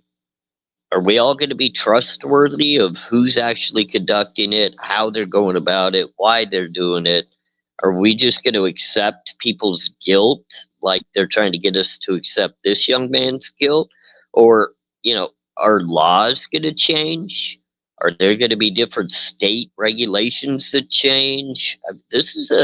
It's a scary point, because now I think they're going to be able to change the IGG rules. They're going to be able to change a lot of things. That's going to change how these things are investigated and prosecuted at the end of the day. Yeah, because you see, from what I heard, is how they did the DNA for Brian. They didn't use it, the standard typical, IGG. They went and used 23andMe and Ancestry and a lot of these other commercial genealogy places. They didn't use the actual genealogy that the standard police officers use, or the standard forensics people use. They used 23andMe because apparently they uploaded the touch DNA into CODIS, and there wasn't a match anywhere. So I mean, the way that works, when they Bob, plucked is his dad's trash. Yeah. Go ahead. Go I'll ahead. let you finish. I'll kind of explain a little bit of like the experience I know of it, but go ahead and finish what you're saying. Okay, so when they plucked his dad's dad's trash, the FBI basically said they stole the trash that was that was out in front of the house. Brian was putting his trash in the neighbor's trash can. So they just went ahead and took the trash out of the trash can in front of Brian's dad's house, and they quickly sent it to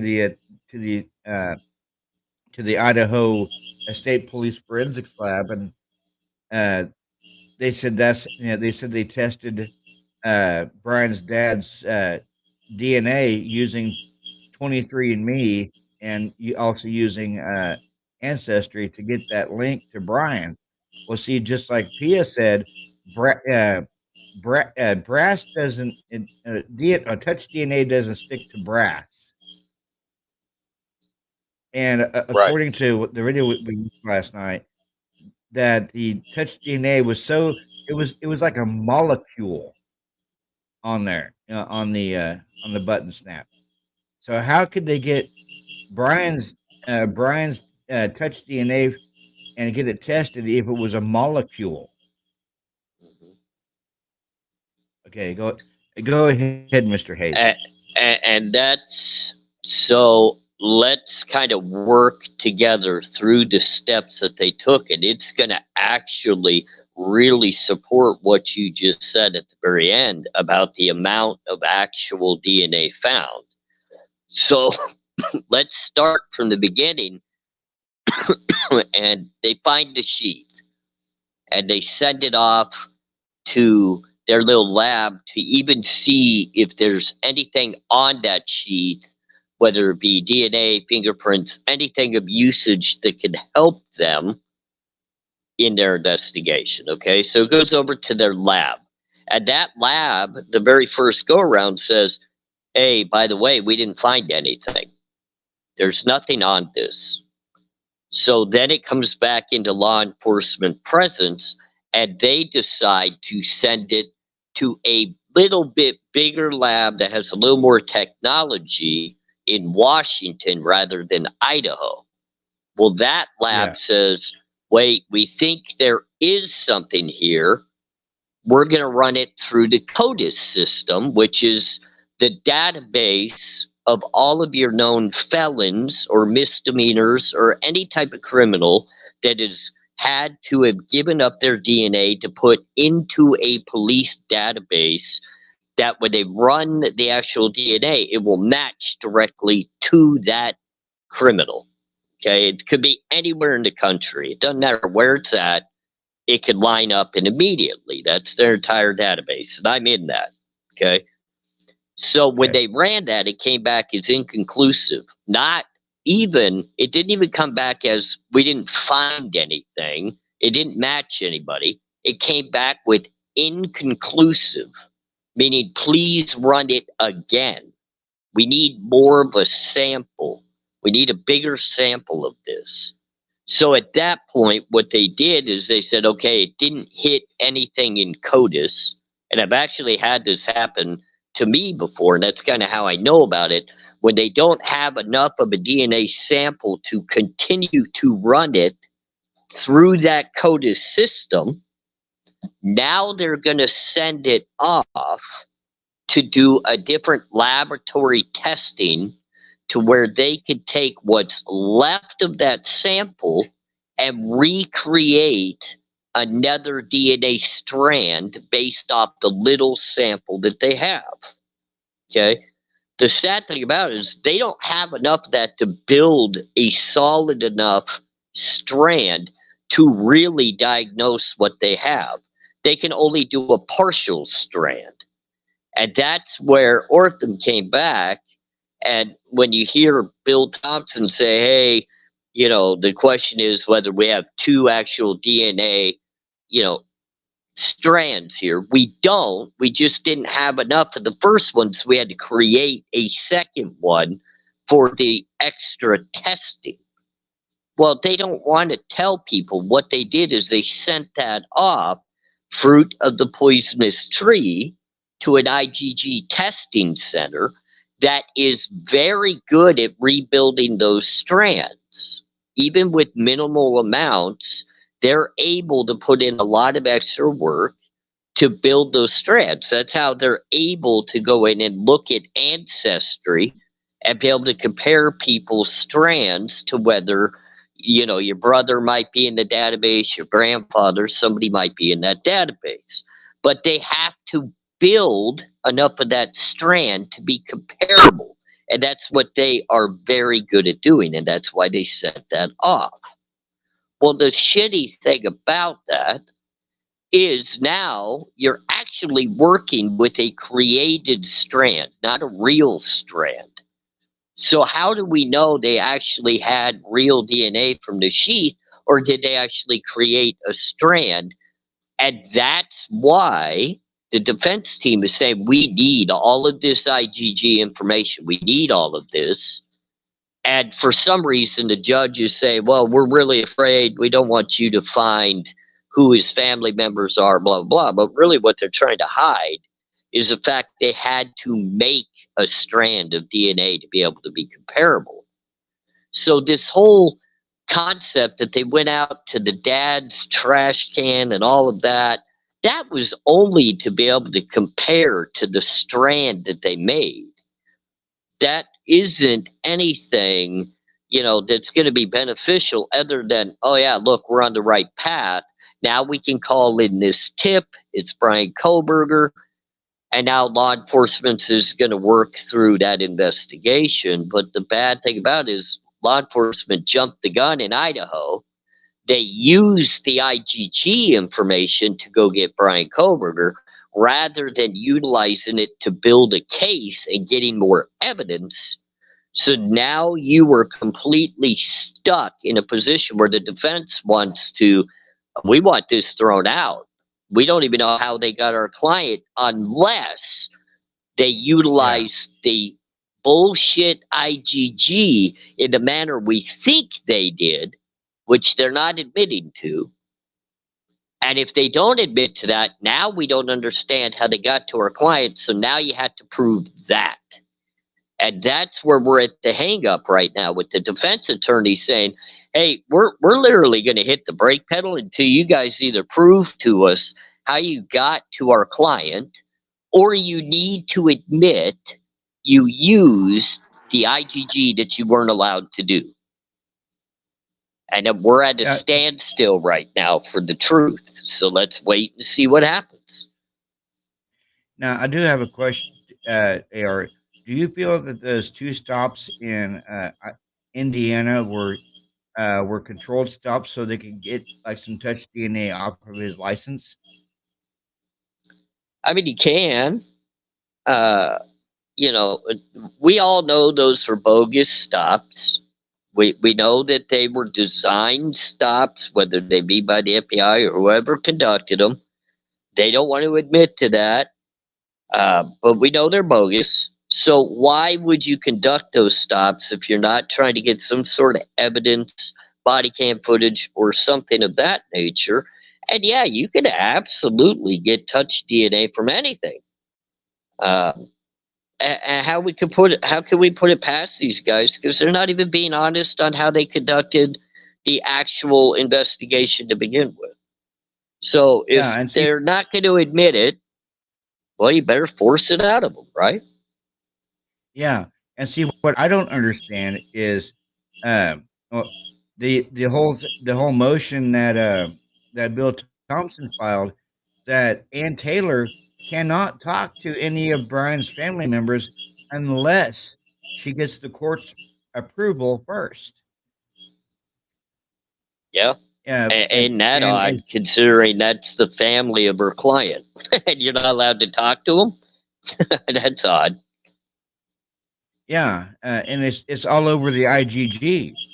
Yeah, he filed a motion because Mr. Kohberger not only wants the DNA experts, which is they hired 3 of them.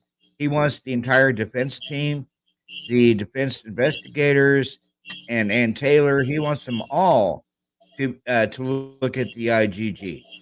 And then Bill Thompson comes back with a motion stating that they can look at the IgG, but they're not. But the defense team or Ann Taylor is not allowed to talk to Brian's family in regards to the IGG unless she gets approval from the court first. Right. Yeah. God, it's just crazy, the dictation that's happening in how the defense can even try to defend their client. It's almost like the prosecution is controlling how the defense can defend their client. And I've never truly been engaged in a case like that of my own where I ever allowed the prosecution to have the upper hand in how we were going to do a defense of me. If I felt as though my defense attorney was even entertaining the idea of allowing the prosecution to have the lead, I would fire them in a heartbeat.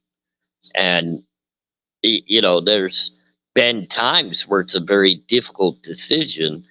And at this point, I don't even know. I was thinking about the other day, if Bryan Kohberger right now stood up in the court and said, I want to fire my entire counsel right now. I want him gone, and I want new defense counsel. I want to restart. These people are not doing what they're supposed to do to defend me. I need new counsel. I don't even think the judge would entertain it, and I bet you the prosecution would object to it heart and soul to the point that they would push forward in the case and just say, too bad, so sad, we're moving forward. We don't even want to hear it.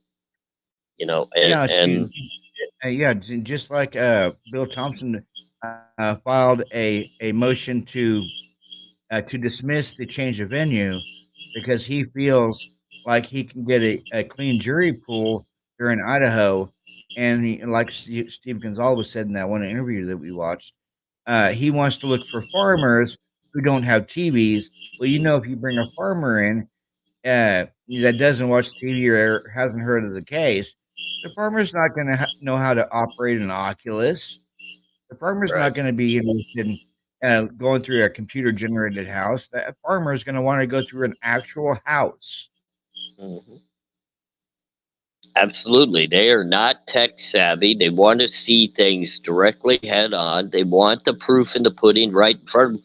My grandfather was a feed and seed guy with ranches and farms. He didn't want to know anything about a cell phone or a video game or anything of that nature. He only wanted to deal with things that he could legitimately touch in his hand, see with his own eyes, meaning that in a crime like this, if he had to be on the jury, he wants to go walk the actual crime scene. He wants to go see it. He wants to make his own decision on what it's like. And they took that away from these people. They took it away. Yeah, and see what I don't understand is Scott Green reached out to the defense, and the prosecution defense said that no, there's we're done with the house. There's no need.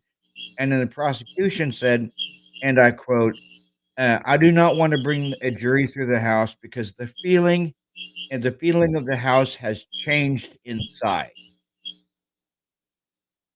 Right. Yep. And then you had the university when they tore the house down. They took the pieces away and buried them somewhere. And according to Scott Green, the reason why they buried them was they didn't want somebody that was interested in murder memorabilia getting hold of a piece of the house. That's such a lame excuse. Lame excuse. Yeah, and Scott Green said the University of Idaho will not say where that house is buried at. Yeah, I don't know. It's I mean, like I said, I think we could take every piece of this case and separate it from the next piece of the case, and we're only going to get more questions about what we're seeing. And for some reason, people want to reel it all back in and say, no, you got to come over here and look at it this way because this is how you'll see why he's guilty. And it's like, if I got to come all the way over there and take away all these feelings or thoughts I have to get even the thought that he could possibly be guilty, there's something wrong. There's something very, very wrong, especially for someone like me that's been around enough crime because I committed enough of it myself. I get the feeling when there's guilt and not guilt. I could base my thoughts off of pieces of evidence and go, yep, I can see how that fits. I can see, because I've committed crimes where all those things would be factors. But when you look at a crime like this and you shake your head and go, well, I get what you're trying to show me. I get that you say there's DNA on the sheath, but first of all, you're making the statement that it's not even credible type of DNA. In most cases, that DNA would be thrown out, but you want me to take it as valid in this case. Then you won't show me the steps that you used once you had that DNA to confirm it, which in most cases you have to show every step of chain of custody. This one, you don't want to do any of that. And then you don't even want to test the other DNA samples. You just don't even want to test them. They're not important. Where in any other case, that's reasonable doubt. Here, it's not supposed to be. So just in that little bit, just talk about that little bit of DNA. And that's not even the big part of the case. That's just that little bit of DNA. How are we supposed to make any sense of that and find somebody guilty off of something that would not even be admissible in other cases? Oh yeah. I don't- They have another hearing coming up on the 28th of this month, and the prosecutor is pressing the judge for a hearing to set up a trial date. And Yeah, the prosecution doesn't want to wait till next year. He wants this trial over and done with. And Ann Taylor, she has got a lot of stuff to go through. Like, she's only gone through like 10% of the witnesses. And like she said in that one court hearing on the 26th of last month, she said, I've only went through 10% of the witnesses. And she said, Your Honor, she goes, a lot of them are slamming the door in my face without even me getting a chance to talk to them. And then she went on to say, and Your Honor, I have 51 terabytes of data to go through. And she goes, if it was 1 terabyte, she said, yeah, I could say I could be ready this summer. But she said, Your Honor, 51 terabytes?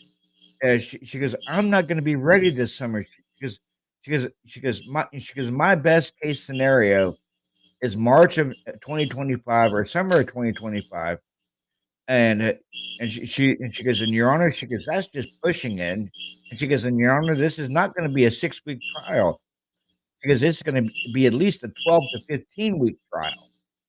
And then she was talking about getting ready to file the change of venue, and then the prosecutor said, well, I really don't want this case tried out of Latah County. I believe I can get a clean jury pool. We have surveys where we can send out to potential jurors, and I understand this is a complex case, Your Honor, but we're ready to go to trial this summer.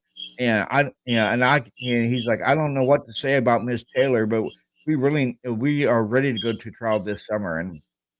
And then Ann Taylor said, and plus she's like, plus, Your Honor, this PCA, she goes, is full of holes, half truths, and inconsistencies. And she's like, I have not. She goes, I've read the PCA. She says, I've read it 4 times, and she goes, I cannot find anywhere that makes me think, as a defense attorney, how they're pointing the finger at my client. And she was on a roll that day, AR, and she's wanting to push it out till next year, and they're wanting just like a wham bam, thank you, ma'am, and get it over with. Yeah, I mean, I saw the same thing that you're describing, and it's like, the prosecution's going to get a real slap in the face when this all gets bypassed even before trial. It goes up to the Supreme Court for a couple of things to be heard. And the Supreme Court's going to have to lay down some jurisdiction to get it back on course and get the fairness back into this, which will be a change of venue and a few other things that, need to happen But, the prosecution is going to battle it as much as they can right now, but they're going to lose at the end of the day. So they're going to lose at the end of the day. Yeah, and the one assistant defense attorney, he's wanting a stay. Yeah, him and Ann's wanting a stay so they can take it to the Idaho Supreme Court. And I know I know Bill Thompson didn't like it when the assistant defense attorney says, "We're still trying to find out, Your Honor, why they're wanting to kill our client." Right. Yeah, and why Pretty why bold. they're wanting. Yeah.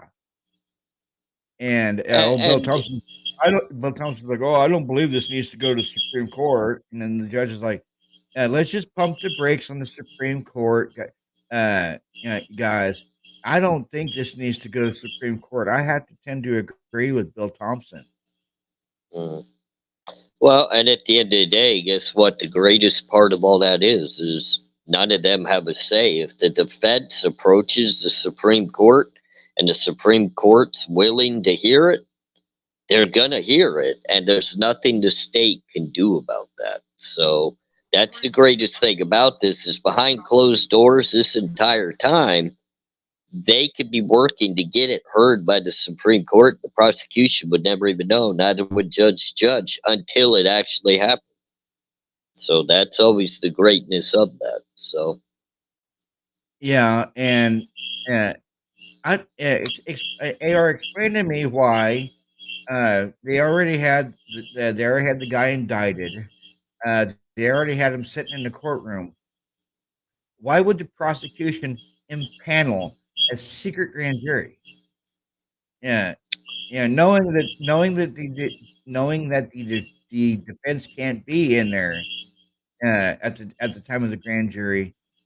Why impanel a secret grand jury if you already have who you think did it, and you already have them sitting in a courtroom and being charged with the burglary and the murders? Why go to a grand jury? well, to be honest with you, a lot of the cases I've been intertwined with went to the grand jury because it's the easiest indictment for the actual prosecution to get.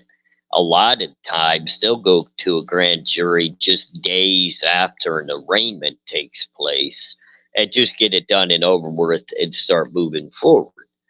Well, I mean, Brian Koberger had not waived his speedy trial, so it was like the prosecution was willing to kind of play games and hold off on that grand jury indictment to push as if it was going to go to the preliminary hearing. And that kind of forced the defense to start preparing and focusing on the preliminary hearing. I believe at the end of the day, and I know a lot of people have made the assertion like they waited until the Bethany Funks discussion started happening and a lot of that started happening. But I believe it was intentional the entire time they were going to go to the grand jury indictment. They didn't want the defense to actually even hear what certain people had to say. And I also believe that the prosecution had a little sly ways because there's no regulating a grand jury indictment. I had actually stated it's very rare that a grand jury indictment ever gets disputed or even have, the information in regards to it brought out like it was in this case, which makes me feel like everybody knows something happened in that room that shouldn't have. And it's hard sometimes for people that want so badly for that preliminary hearing to happen or believe that that was the entire, way that the case was heading to begin with. But the grand jury indictment, that is probably utilized 90% of the time. So it was not a shock at the end of the day. It was a disappointment, but not a shock. So hopefully that answered a little bit for you. Yeah, that answered some of my questions. I mean, it's a shitty way to do it. It really is, because you have no defense at all that could be made. Nobody can go in there and put up any fight for the defendant. It's just, it's all prosecution, and they're going to get what they want every single time. So it just is what it is. Yeah, there's something about the prosecutor shady to me.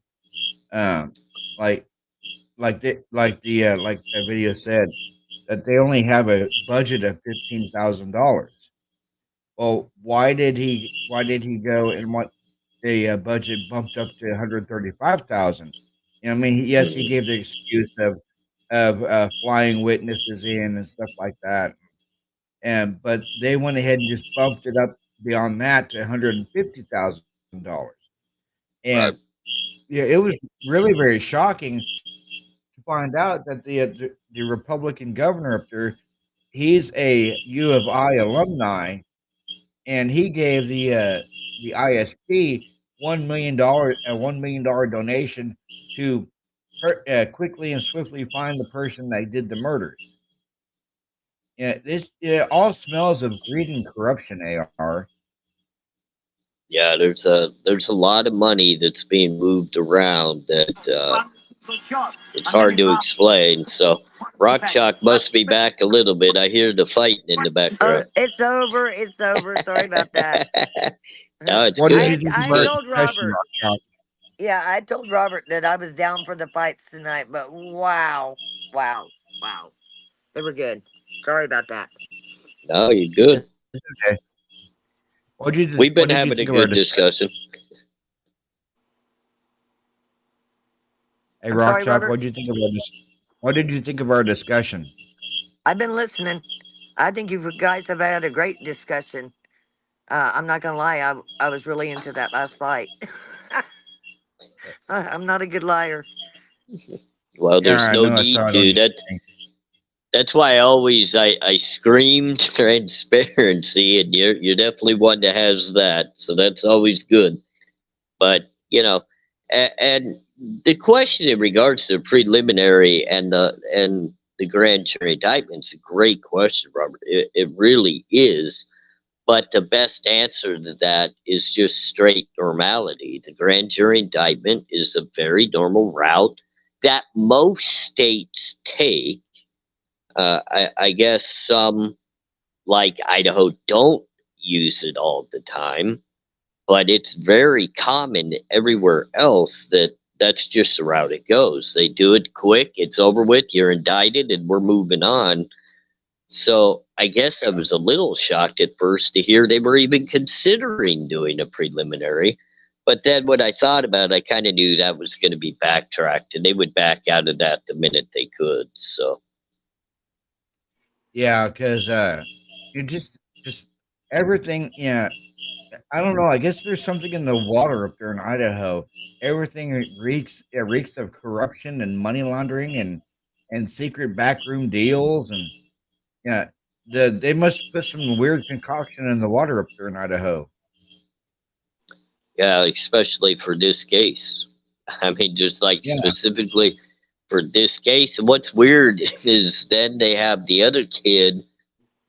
I guess he had a major case too. That's in the same. I can't think of his name. Marjorie Taylor or whatever his name is, that killed the family next door or something. And you know, his case is another big case, even though he's already kind of pled like he's going to plead guilty to lesser and no death penalty and this and that. But I mean, I can only imagine the financial burden on the actual Latah County if both of these cases wanted to take it to the full extreme.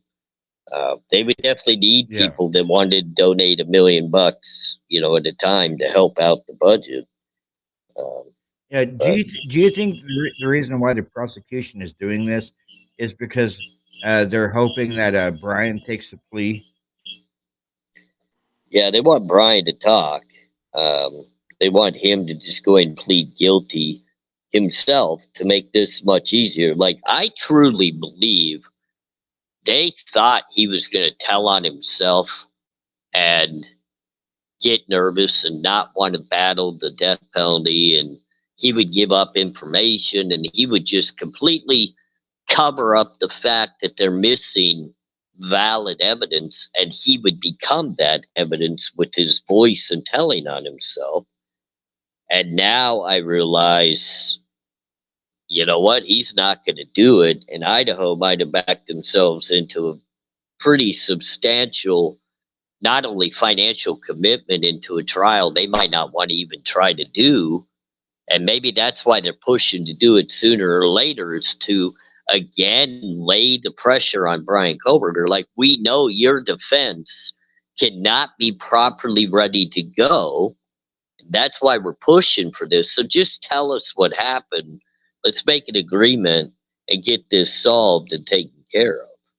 And Yeah. he's not going to do it. Yeah, but for Ann to fully represent him, she's got to go through all them witnesses. Oh yeah, and more.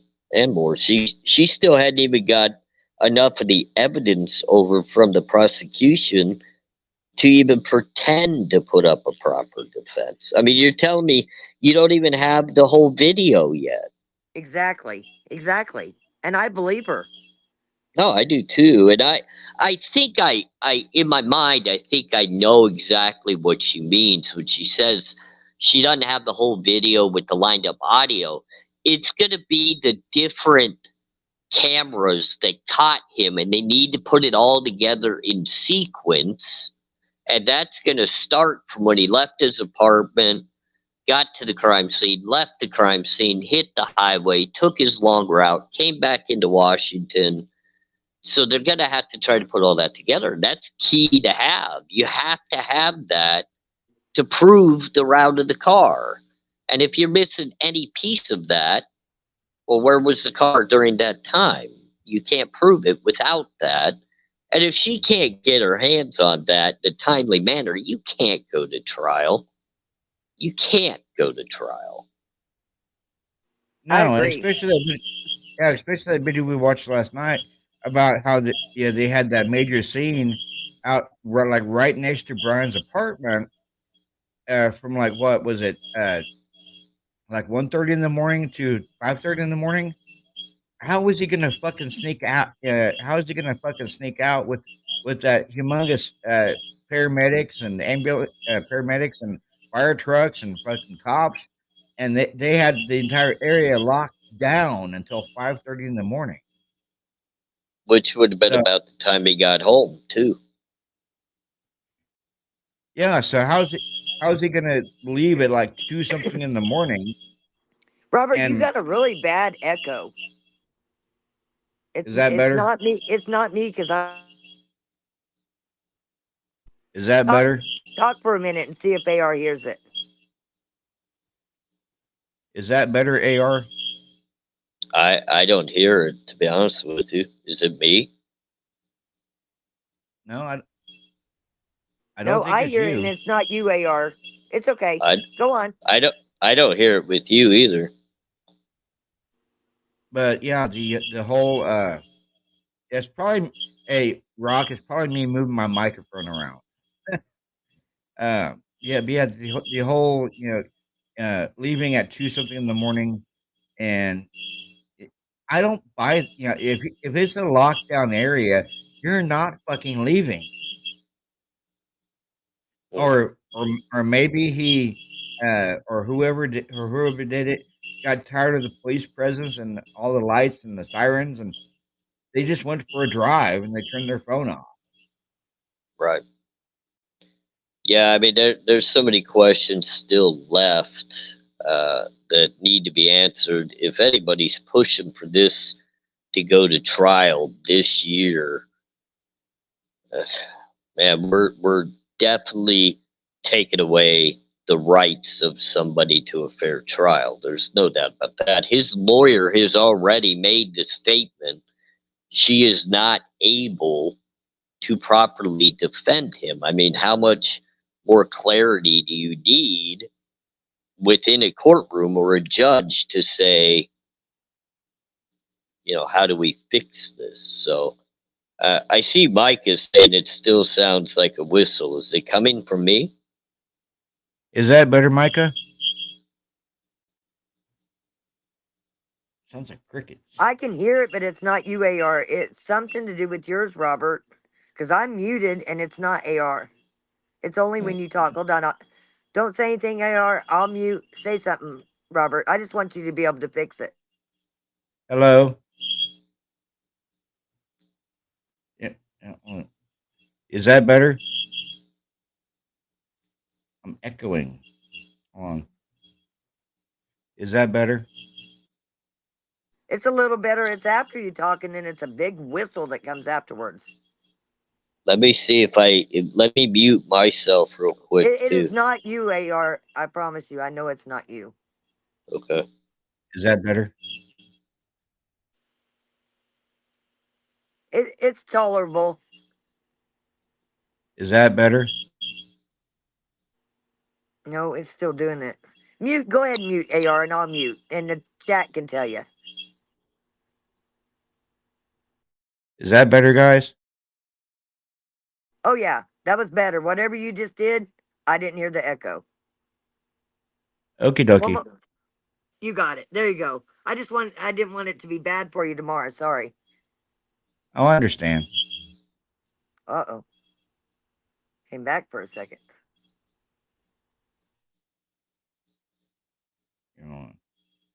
How's that?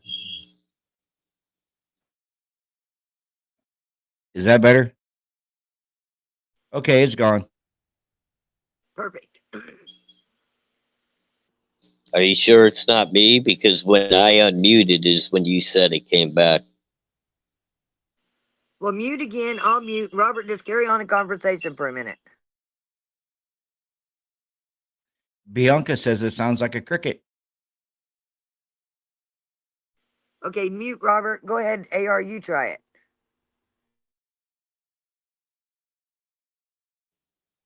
All right, is it me? Somebody tell me it's me. Okay, now you both mute and see if it's me. It could very well be me, but I was muted. Are you guys still hearing it? Does anybody hear mine echoing, making a loud noise or anything? Are you hearing it now? Chat? Do you hear No. an echo off me?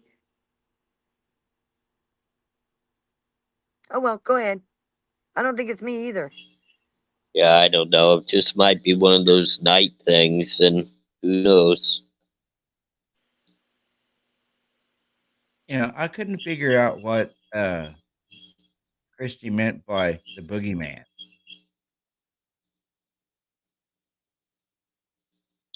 She's just boogeyman- talking about the old folklore of the boogeyman that would attack in homes in the dark and while people were sleeping and stuff of that nature. So she's just using terminology of a folklore. I don't think she even knew exactly what we were trying to say, but she threw it out there and people heard it. And it's also a way, if you think about it, it's a good way to utilize a horror film to bring a horror feel to the case, if that Yeah. makes sense. Yeah, I understand. I think it's very unnecessary. It's unfortunate that people feel as though they need to do that. Hopefully, we can move forward in the case where people can overlook statements like that, but it's going to take a while for people to numb themselves to the emotional aspect of things that people say. Yeah. I'm going to wind this down, guys, and I'll see you tomorrow night, AR, about 7 p.m. Yep. Which I And, think we said you're 2 hours ahead of me, right? Yeah. We're at I'm 7 p.m. 12:20 in the morning right now, AR. Yeah, so Yeah, I'm 7 p.m. Central Time. Okay, it's 10:20 here right now. So So it's 2 hours for you. So it would be 5 o'clock your time. Sounds good. I will be there, and I will be square, and I'll be ready to talk. Oh, All I right, don't you have know a good about night, the AR. square. Come on, no square. No squares. No squares. Well, definitely awesome talking with all of you. It was great seeing everybody in the chat. I appreciate every one of you, and I look forward to tomorrow. Yeah, and All right. thank you, AR, for updating us on Carrot. Like, I appreciate it. I want to know about her. So thank you Yep. very much. Also, fill out a Discord. Go Okay. make a Discord, and then I'll make sure I drop the link tomorrow for you for Robert's Discord. Sounds good. I will definitely do that. And I'll be talking with Kara tomorrow around 11 a.m. my time. So I may have a little more info to share. If possible, I will. All right. Appreciate you, man. Yeah, Swamp Rose is wanting to know how she can write her. And I was trying to explain to her earlier that it wouldn't be a good idea to send in like money for commissary, and she was trying to figure out why. So maybe Yeah. you can explain that. Maybe you can explain that to Swamp Rose tomorrow when she's on panel. Why don't we do that? Well, while we're all on panel tomorrow, why don't we spend about 15 minutes and I'll do a little educational discussion in regards to the situation of, finances and things in the penitentiary to help everybody better understand. That would be awesome. That would be awesome, AR. Yeah, All right. AR, I want you to know that I told them that it was your story to tell, and that's why I emailed you. I tried to get you to come, but you were busy. That's okay. You didn't see it. Yeah, I know. But so I And didn't tell a lot, and Mhm. people in chat actually got upset with me. Why are you saying not to send her money? I said, I did not say that. What I said was, please talk to AR before you do something like that, because there is more drugs in the penitentiary probably than out. Yep, there is. And And you just want to help her. that's it. I'm just kind of a protective mold of let's all work together to support her and do it the right way. I'm not going to stop people from helping her financially if they choose that. I just want to educate them on the best way to do it for Kara, and then they can make a decision at that point on how they want to do that. So it's not even my story, it's Kara's story, and it's all of us helping her and determined to get her on the right path. And I just want to help because I've been there and I can explain to people how certain things work, and then they can make the decision that suits them the best. So Yeah, that's why I wanted to leave it for you, because I know nothing about that side of it. right. So Unfortunately, I do. Unfortunately, well, I do. I'm telling you that I think this is your nick. Like, I think this is your thing in the YouTube community. I think you could really help a lot of people. I really, really do. That would be a dream come true. That's what I would like to do, is be a helpful person rather than one that always made bad decisions and didn't utilize the voice I could have. So Well, we'll see. not only that, I mean, there's a lot of people in our chats that's got family members in there. You know, Right. I really truthfully think you can help them. And I hope I can. I do. I really do. So I will, excuse me, I will see all of you guys tomorrow, and we will have a great conversation again. I appreciate every single one of you. All right, you have a good night, AR. Thank you again for having me. I appreciate it. Great channel, my friend. Great channel. Love you, Thank you AR. so I'm much, getting AR. down too. Robert, You guys. I'll be talking to you Yeah. in chat. Love you. And I'm gonna drop down too. All right, love you too, Rock Chalk, and I'll see you tomorrow night. Absolutely.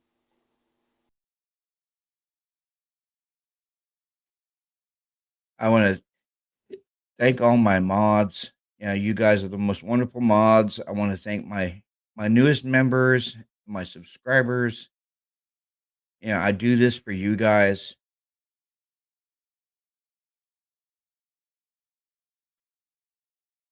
I want to thank I want to thank one of my best mods who's not here tonight, Sipa. Sipa, you're an awesome person.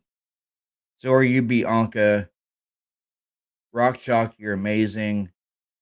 Sweet Surrender, my newest mod, Hope Floats.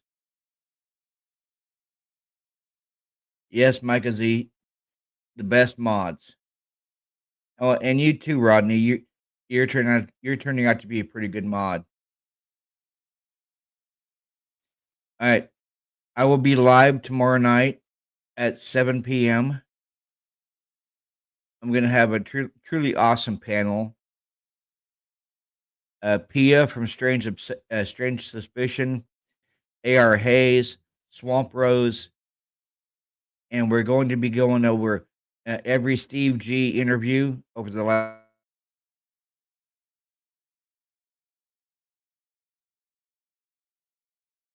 So please tune in tomorrow night at 7 p.m. I've already scheduled the stream, so you guys should be getting a reminder when it gets close to the stream starting. And yep, Micah, best sub here, LOL. You guys have a good night, and I will see you tomorrow live at 7 p.m. with an awesome panel.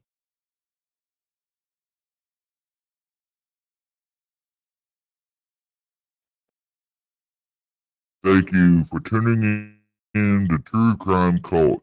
Your cult leader has left the building. Ha ha ha ha ha.